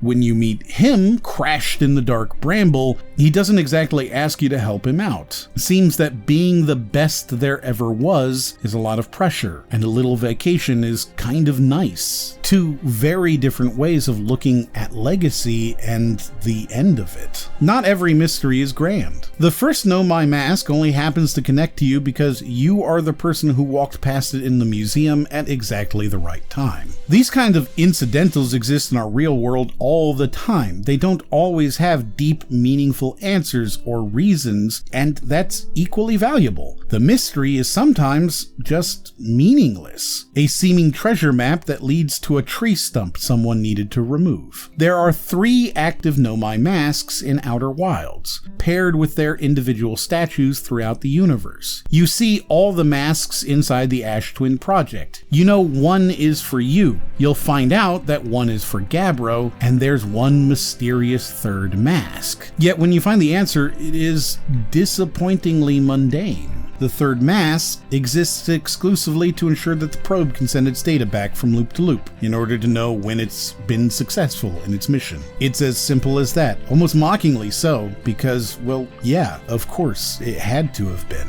The discussion of legacy and memory inherently has to include the reality that some things are simply not memorable. Some people don't want a legacy. Some legends are tired. And sometimes a weather balloon is just a weather balloon.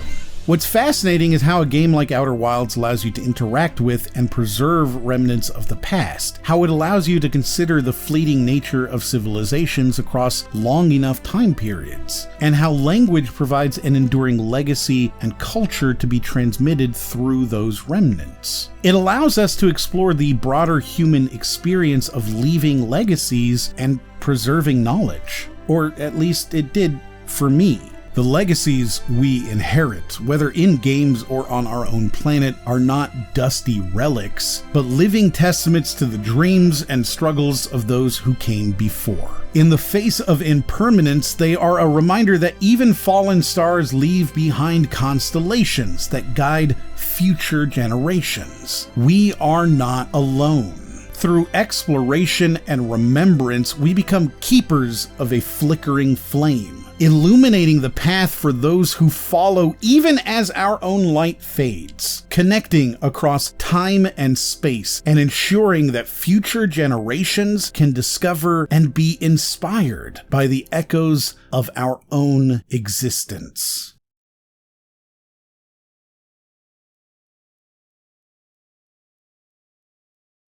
Language is subjective. Language structures and grammatical rules represent ideas differently for various people. Consider this statement: the student passed the exam. There is an inherent understanding in this statement because it implies success, but it doesn't actually reveal the student's score or even the effort they put in. It's lacking in nuance and expressiveness. Now, the same idea stated as, the student achieved a satisfactory score on the assessment. Each sentence is relaying the same information, but the structure and vocabulary used conveys a more detailed and potentially very different picture. The way we structure and phrase ideas can influence how individuals interpret meaning, even when conveying the same core concept. In Chance of Sonar, you will come to a closed gate. There is a lever with 2 glyphs on it which you have never seen. You can move the lever towards one and the gate will raise, move it towards the other and the gate will close. This puzzle with its limited options provides a basic understanding of up or down, maybe open or closed.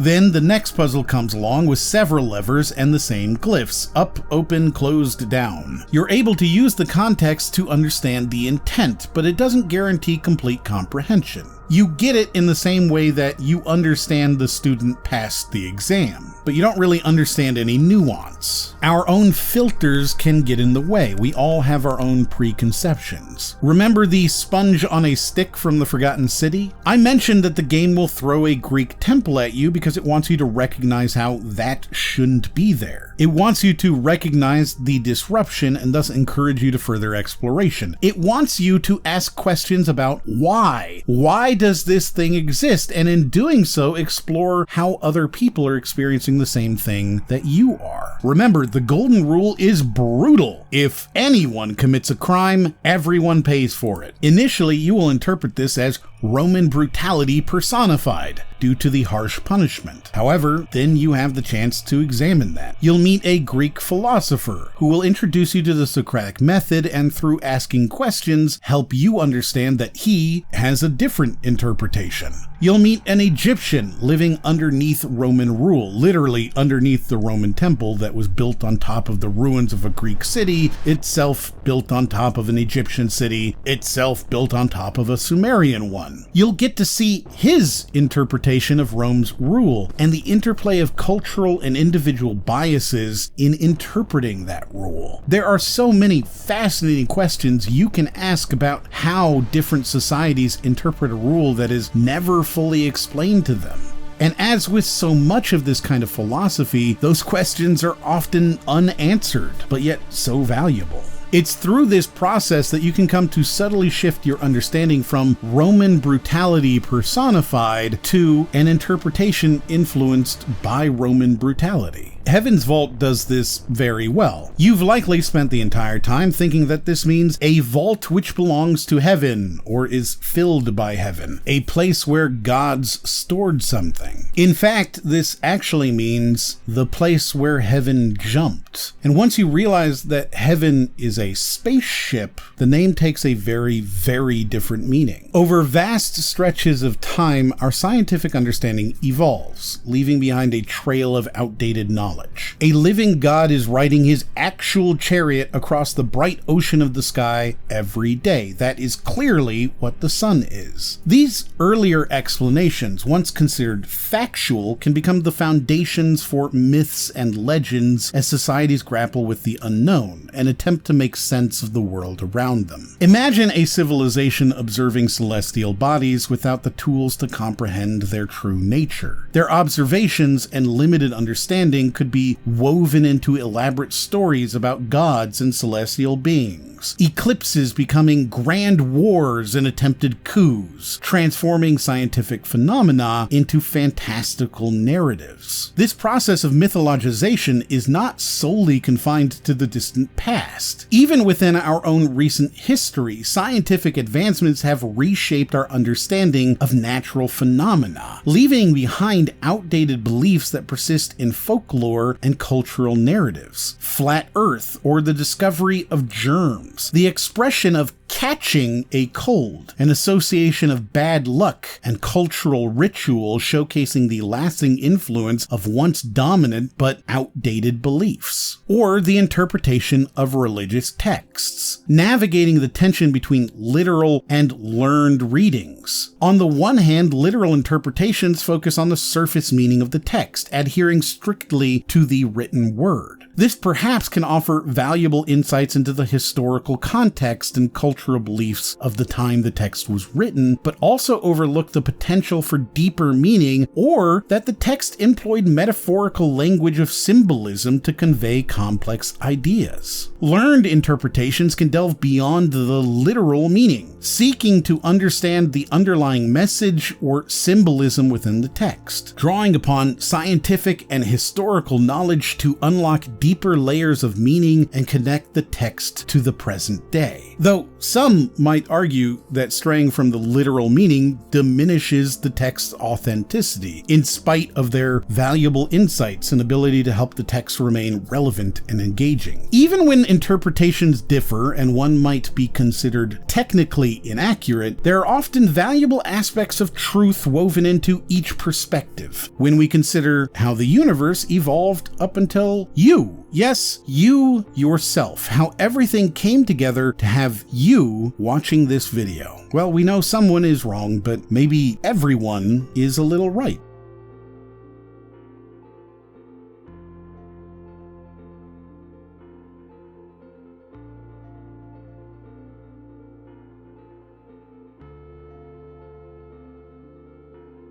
Throughout the day, we take a lot of breaths. We take a deep breath before making a speech. We sigh as the light turns yellow right before the intersection. We take a breath when we wake up. All the possibilities of the day in front of you, faced with the full fright of the unknown. And yet you wake up exactly the same every morning. You drag yourself into the shower half awake, shuffling slippers against cold tile, the familiar hiss of the coffee maker as you brush your teeth. With your groggy eyes, you look in the mirror and you see yourself, and for a brief moment, you wonder how this day will be any different from all the others. Inevitably, it is, in small ways at first, but then bigger things start to happen. One day you graduate school, another you're applying for college. A friend gets married, they have a son. Your grandmother dies. She has a nice service. You get married, you have a daughter. You walk her down the aisle. Your parents die, you have a beautiful grandchild. All of these events stacked on top of each other in linear order define your life. As humans, we live in the present, facing infinite possibilities. The arrow of time marches by, dragging us along with it, and the infinite is erased and replaced with a single truth: the past. So many possibilities, choices you could have made, stories that could have been told,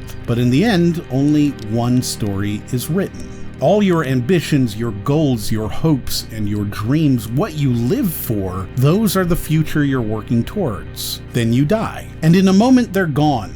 The place you lived, once in constant use and motion, has become a time capsule, and your family will wander through your home as they've done so many times before. Only this time, except for the soulless objects left behind, it's empty. They'll need to go through the house and clear out your things, because houses are for the living and you don't live here anymore. It's time for the house to be sold and for a new couple to move in, maybe start a family. It's what's right, what's supposed to happen. And as your kids go through it all, will they find anything that surprises them? Will they notice the little stuff? The picture you had of them in your nightstand, the letters you kept but didn't send, maybe the letters you didn't get the chance to send, the hobbies you had that you never told anyone about, the art you almost finished but which now sits abandoned on the floor. They'll have to throw it out, there's no space for it. But will they take a moment at least to look at it unfinished, squint at it and see the beauty, see what you saw? Will someone, for at least a brief moment, appreciate that unfinished art before they move on and you're forgotten forever? Maybe your kids will wonder why you hid so much and think to themselves, wow, I feel I know more about them now than I ever did when they were here. In this way, every breath we take, every mundane action, these everyday events are partnered constantly with the presence of death, the unknown, and the fragility of life. One of the fascinating aspects of existence is the contrast between the infinite possibilities of each morning and the inevitability of death erasing those possibilities into a single past. In Outer Wilds, you'll find bodies. For example, you might stumble across Nomai escape pods from when their ship got stuck in the dark bramble.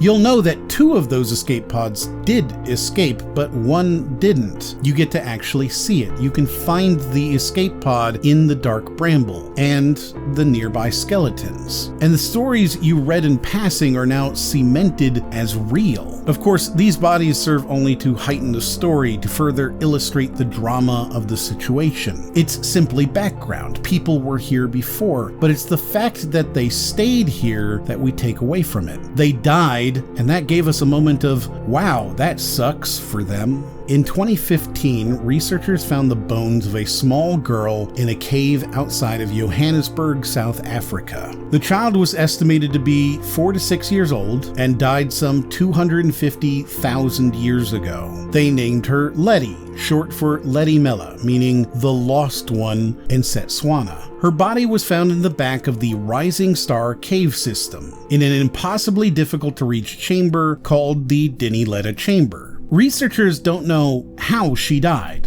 but it could be a burial ground for loved ones, or maybe she crawled in and could never get out. Maybe she was placed there as part of a ritual. However, there is no occasion where the death of a 5-year-old feels natural and expected. That little girl had ambitions, goals, dreams, as we all do. She was part of a future that her family and her friends strived for, but ultimately she turned into nothing more than memories upon her death. Her life was cut short and her story was left unfinished. Everyone dies, maybe you'll find my bones, you might say, but that's not exactly true, is it? Even outside of ancient history and video games, in our own world, we don't find bones of people who lived long and died surrounded by their loved ones. They receive some sort of burial or funeral rites and are kept in sacrosanct grounds, their remains treasured as vessels. No, we find bones because they didn't get to live their lives. Finding bones in a cave means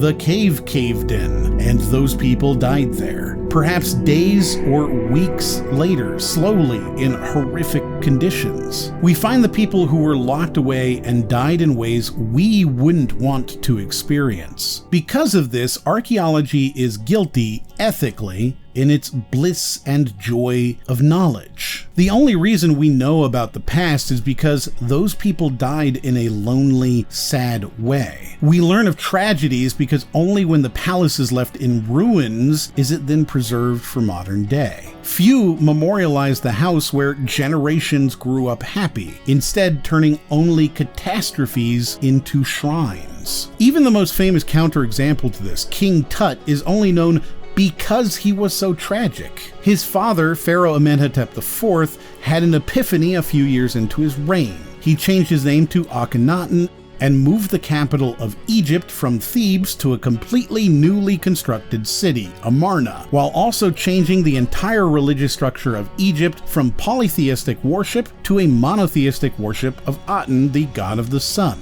This was not a popular move, but you can't argue with kings. However, when Akhenaten died, turmoil followed his reign, leaving his young son, King Tutankhaten, the throne at the age of 9 years old. At 9 years of age, of course, and under the watchful eye of his military advisor Horemheb, he began a massive campaign to wipe out and reverse his father's legacy, moving the capital from Amarna, the city he had been born in, back to Thebes, the city he had never been to. He also changed his name from Tutankhaten to Tutankhamun, in reverence of the god Amun, who he had never worshipped. A few years later, Tutankhamun is dead, and so are the rest of his living family, and Horemheb is the clearest choice for Pharaoh. With ruthless efficiency, Horemheb has Tut quickly buried away in the smallest, least decorated tomb in the Valley of the Kings. He reinstates the traditional Egyptian religion, tears down all the monuments of Akhenaten, and uses the rubble to build his own monuments, and then appoints his best friend, Ramesses, as the new pharaoh. King Tut's tomb lays uncared for, forgotten, and it eventually becomes hidden by detritus and trash. The best example of someone being buried and found is only known because his life and death were so tragic that ironically his obscurity becomes his claim to fame when his tomb is found unrated. Finding bodies from tragedy is how we tell stories. When Mount Vesuvius exploded, it was a massive tragedy that was witnessed and retold throughout that generation. Pliny the Younger, Statius, and Cassius Dio all wrote about it, in the same way that we've seen people write about tragedies throughout history, from great fires to war. As we've seen in major tragedies in our own time, they too held up how their leadership reacted and analyzed the person of Emperor Titus through his ability to respond to those who were afflicted in the event. And then, over time, it mostly faded away, much as Pearl Harbor has for Americans over the past century. Yet today, we do not talk about the disaster of Herculaneum, arguably the most important city of its time to be destroyed by the Mount Vesuvius disaster. We instead talk about Pompeii, as if it were alone the only city to be destroyed. This is because Pompeii is preserved at the very moment the volcano goes off, and everyone dies. It is encapsulated through time to today, and we can explore that moment of terror and mortality at our leisure. It's somewhat perverse that we gain so much intelligence and knowledge only on the backs of those who die horrifically. Perhaps a young girl stuck in a cave, starving, perhaps for weeks, and then to become bones, which we find later. The irony is that without this terrifying death, we would know less. We would have less meaning in our lives without the loss of hers. It draws attention to the philosophical. Life is only meaningful to the living. When you die, when you are dead, your meaningfulness is only to those who are alive. And eventually, over time, the only way to be meaningful is to be present in those living lives. If your existence has been forgotten, being the body found crushed under a rock is meaningful. People will wonder about you again, and you will drive meaning into their lives again because of how you died, and because only the living can derive meaning. Thinking about our own mortality in this way can be terrifying. Acknowledging it, perhaps even self-sociopathic. The idea that dying in a horrific death will help someone millions of years from now learn something and be interested in you.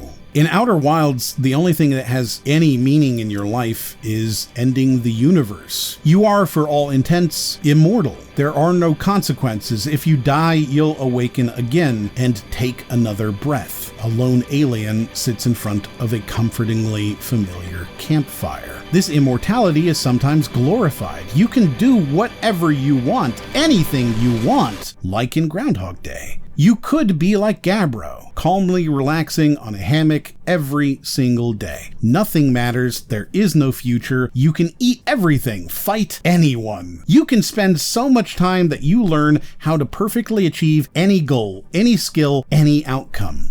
You are essentially in a utopian world. Perfectionism is achievable, and every day can be that perfect day. At least at first, before the realization that legacy is defined by what we leave behind in life, even if it's just bones. The only truly meaningful act that you can take is ending that universe and stopping the loop. And in doing so, you create a new one. So yes, you destroy the universe, but you have set in motion something new. You've created a new legacy. The Owlks missed the entire idea. I'd like to ask you a question. Would you want to be one of the Nomai? Would you want to be the body that an alien digs up? To be shown to beings as the example of humankind? Much like we show Lucy as the example of an Australopithecus. Would you want that personal legacy? Is that better than simply rotting away? Outer Wilds is a game about discovery. It's a game about legacy, memory, time loops, and friendship. Outer Wilds is also a game about sadness. The entire game is set in one giant graveyard, and you are the archaeologist exploring the remains of that society. The dreams and ambitions of those individuals are no longer anything more than what they mean to you. When you enter the school, you may notice something wholly uninteresting. The game won't update your logs. You are given no clue as to where to go next. The school and its inhabitants are just there. It is only in reflection that you realize these are bodies. These are the decaying bones of the students, and the work is the learning they were in the process of doing. They didn't just come here. This isn't another stop on their path where they would live and learn and play. They died here. You aren't wandering around a city, you're wandering around a grave. We only know how they lived because that's what they were doing when they died. That's what death is. No one is ever ready. You spend your life and you think about building something, and you die leaving it unfinished. Outer Wilds is a game about discovery. It's also a game about finding meaning in connection rather than personal legacy. Life and death are intertwined in every space we occupy in the game and in our lives. Perhaps the real meaning of Outer Wilds is to embrace the present and leave positive footprints on the world, even if your individual stories won't be preserved forever. The choice is ours to make the most of every passing breath.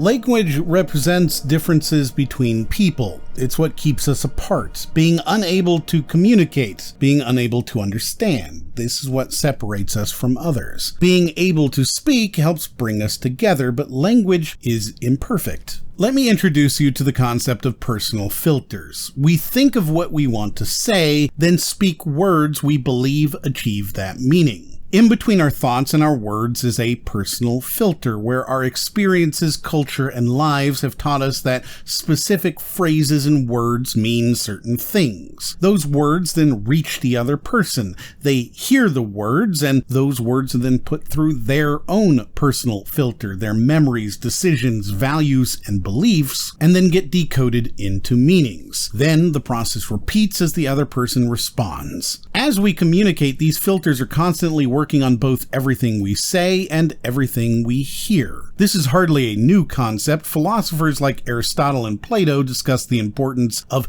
tailoring speech to specific audiences and contexts, laying the groundwork for understanding how communication can be filtered based on intent and setting. So yes, being able to speak helps, but communication is a complex process. Things become more complex when we introduce an artificial filter to the process, something like translations. The Code of Hammurabi is an ancient Babylonian code that famously includes the principle of an eye for an eye. However, the original phrase could also be translated as "a man shall compensate a man," which is a significantly more nuanced approach to justice and retribution. The Magna Carta is celebrated today for establishing rights and liberties, and includes the phrase, "No free man shall be seized, imprisoned, dispossessed, outlawed, exiled, or ruined in any way, nor in any way proceeding against, except by the lawful judgment of his peers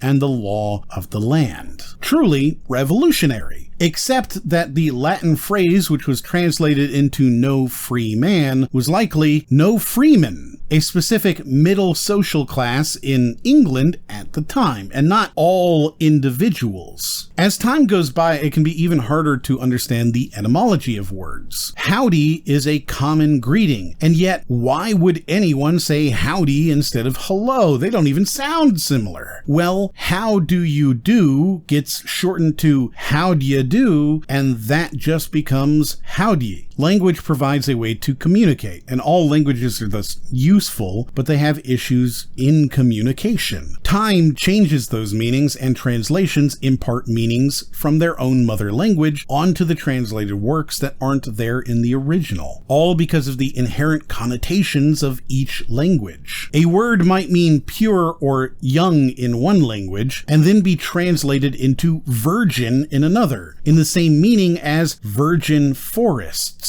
And then through our own understandings of that word come to mean something entirely different. In Chants of Sennaar, your goal seems to be nothing more than learning enough language to get to the top of the tower. Wandering from floor to floor, you might come to see these people as self-contained parts of a tower with little interaction between them. The lowest floor is filled with pilgrims who want to reach their god. However, the next floor up is filled with warriors. The warriors appear to exist only to stop those on the lower level of the tower from ascending. and finding any sort of enlightenment. Above them are the bards, who speak of the warriors as brutish oafs who only care about their weapons. Yet if you pay attention, you'll find that those warriors love music. Tell this to the pilgrims, and they will play music for the warriors. Tell that to the bards, and they will come down and begin playing concerts for warriors at the request of the pilgrims, fostering communications and cooperation. This totally unnecessary experience helps lead to the true ending of the game, one where you have helped each of the floor's inhabitants communicate. From the highest level's original inhabitants who are plugged into a virtual reality run by their super advanced AI, to the religious who view that AI as a god. Each step helps reveal a line in the final glyph at the top of the tower, and also the final truth, that the glyph has different meanings from different angles. Its definition depending on which angle you view it from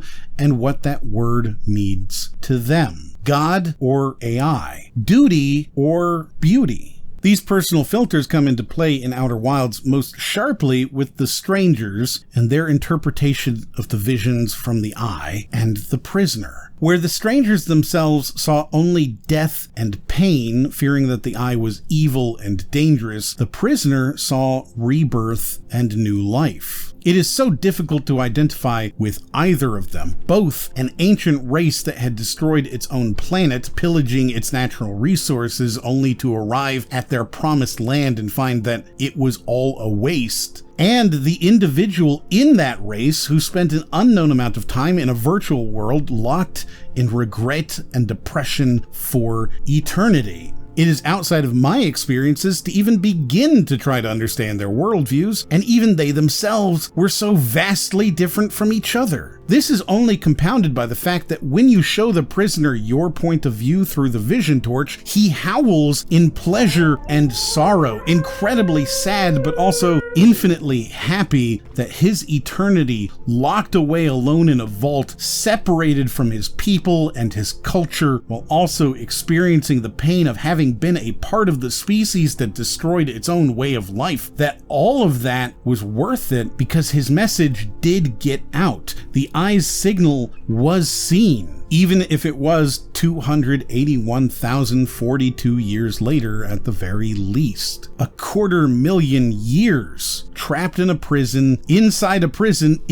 of another prison. His broadcast worked. The Nomai got it, and in the end, you got it. And now you're in a position to visit the eye and decide how this universe ends. Perhaps it's no surprise that after this, the prisoner's first action is to record a vision of the two of you setting sail across an endless ocean before walking into the waters and extinguishing his own vision torch, sending him out of the simulated world and into reality and his desiccated corpse.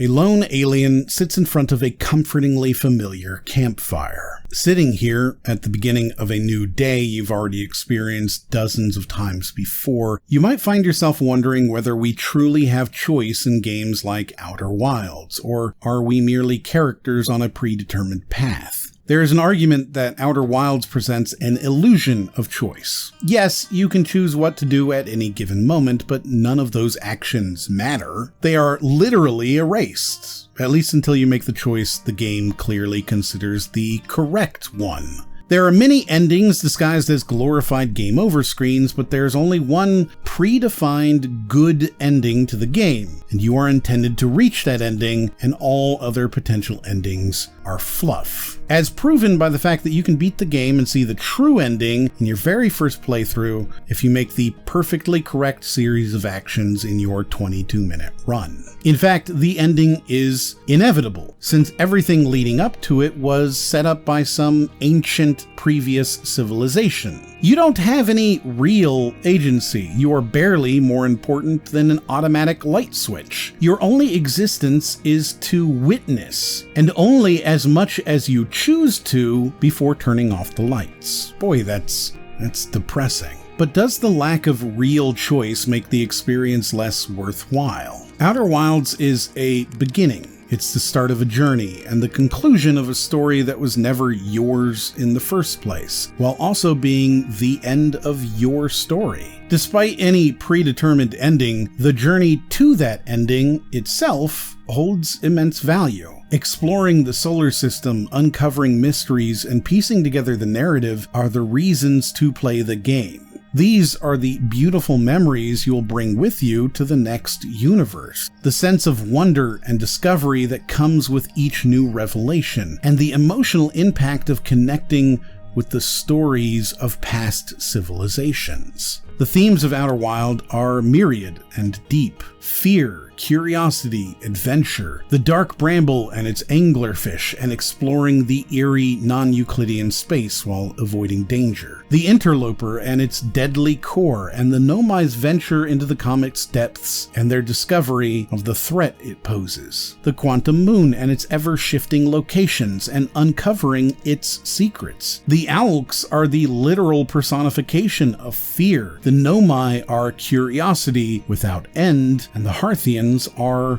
adventure, discovery, confusion, hope, the Nomai's tragic fate and their efforts to find the eye of the universe, piecing together the story of the Ash Twin Project and its purpose, discovering the prisoner's role in the Owlks' history and the true nature of the eye, legacy, memory, and civilizational echoes, the Nomai's ruins and artifacts scattered throughout the solar system, telling their story long after their demise, the Owlks' abandoned structures and the prisoner's tale echoing their past and the consequences of their actions. The player's journey to uncover and understand these ancient civilizations, preserving their legacy and making their own mark on the universe. That language can be a tool for exploring the narrative and also philosophical depth through deciphering the Nomai writing, uncovering their history, motivations, and discoveries, interpreting the Owlks' pictorial language to understand their culture, beliefs, and their history, using the Nomai and Owlks languages to solve puzzles, access new areas, and piece together the broader narrative. Even the language of their names helps to understand them. The Nomai are nomadic. The Harthians are the people for whom this place is home, and the strangers are, well, obvious. And finally, The Outer Wilds is a Metroidvania where knowledge is the method of unlocking progress, an evolution of Metroidvanias in modern gaming. Using your understanding to reach new areas and solve puzzles, utilizing your understanding of the time loop and applying your new knowledge to navigate and explore and progress. All of this wrapped in the illusion of choice as a metaphor for life. There are so many parallels between the game's narrative and the human experience. You may not be around to see what comes next, but you can be the one to build it. You can plant that tree today knowing you'll never be around to enjoy its shade, making things better for those who come after you. It helps answer the question of, should we care about the things we find as we explore this world? Through all this, we build such a strong connection to our ship.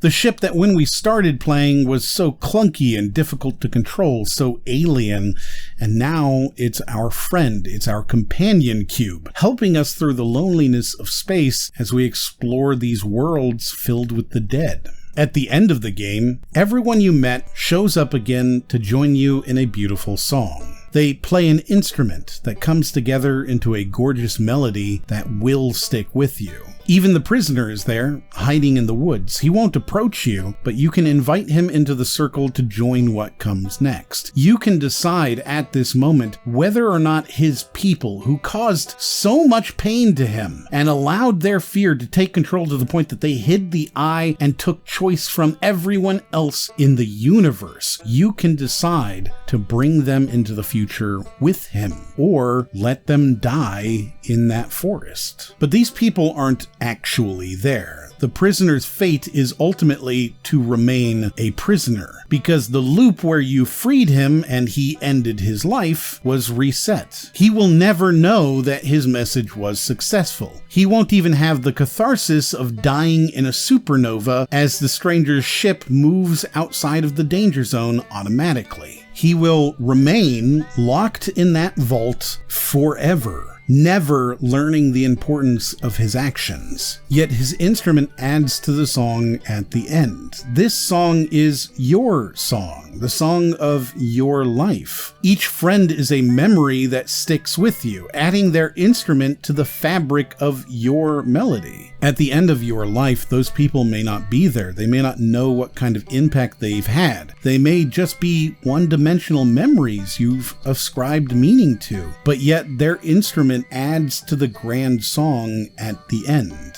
With that in mind, the prisoner's final words seem so poignant. How beautiful. It's different than I'd envisioned. Whatever happens next, I do not think it is to be feared. We are the symbols in Chants of Sennaar that are viewed from different perspectives and thus have different meanings. Our relationships with our families are different from those with our friends. We are different people to each, to the point that if they describe you vaguely, it's unlikely either would know they both meant you.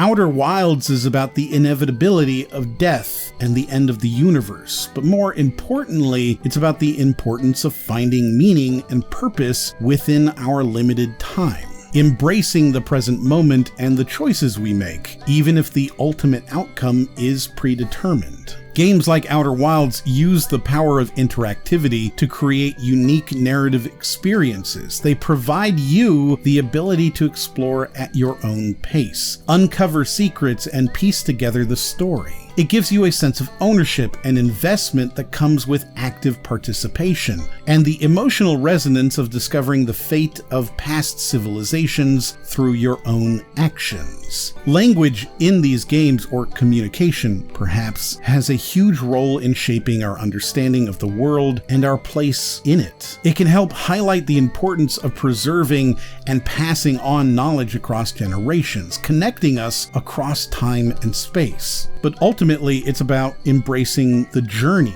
even in the face of inevitability, finding joy and meaning in the act of discovery and exploration, regardless of the ultimate outcome. These experiences are about appreciating the beauty and complexity of the universe, even as it marches towards its end. They help us recognize the value of the connections we make and the stories we uncover along the way by allowing us to embrace our role as observer and witness. As you might imagine, these kind of games are difficult to produce. It's not cookie cutter or turnkey. It's difficult to craft a unique story and provide the player agency within it. It's difficult to create a language-centric game at all, not the least of which is how to confirm to a player that they have accurately deciphered and understood your video game language without spoiling the exploration and discovery for them by telling them they got it right. If you confirm too early, the player has been cheated out of understanding. Too late, and they may build a false understanding. However, the lasting emotional impact on players and the gaming community make it clearly worthwhile. In this gaming space, it is so important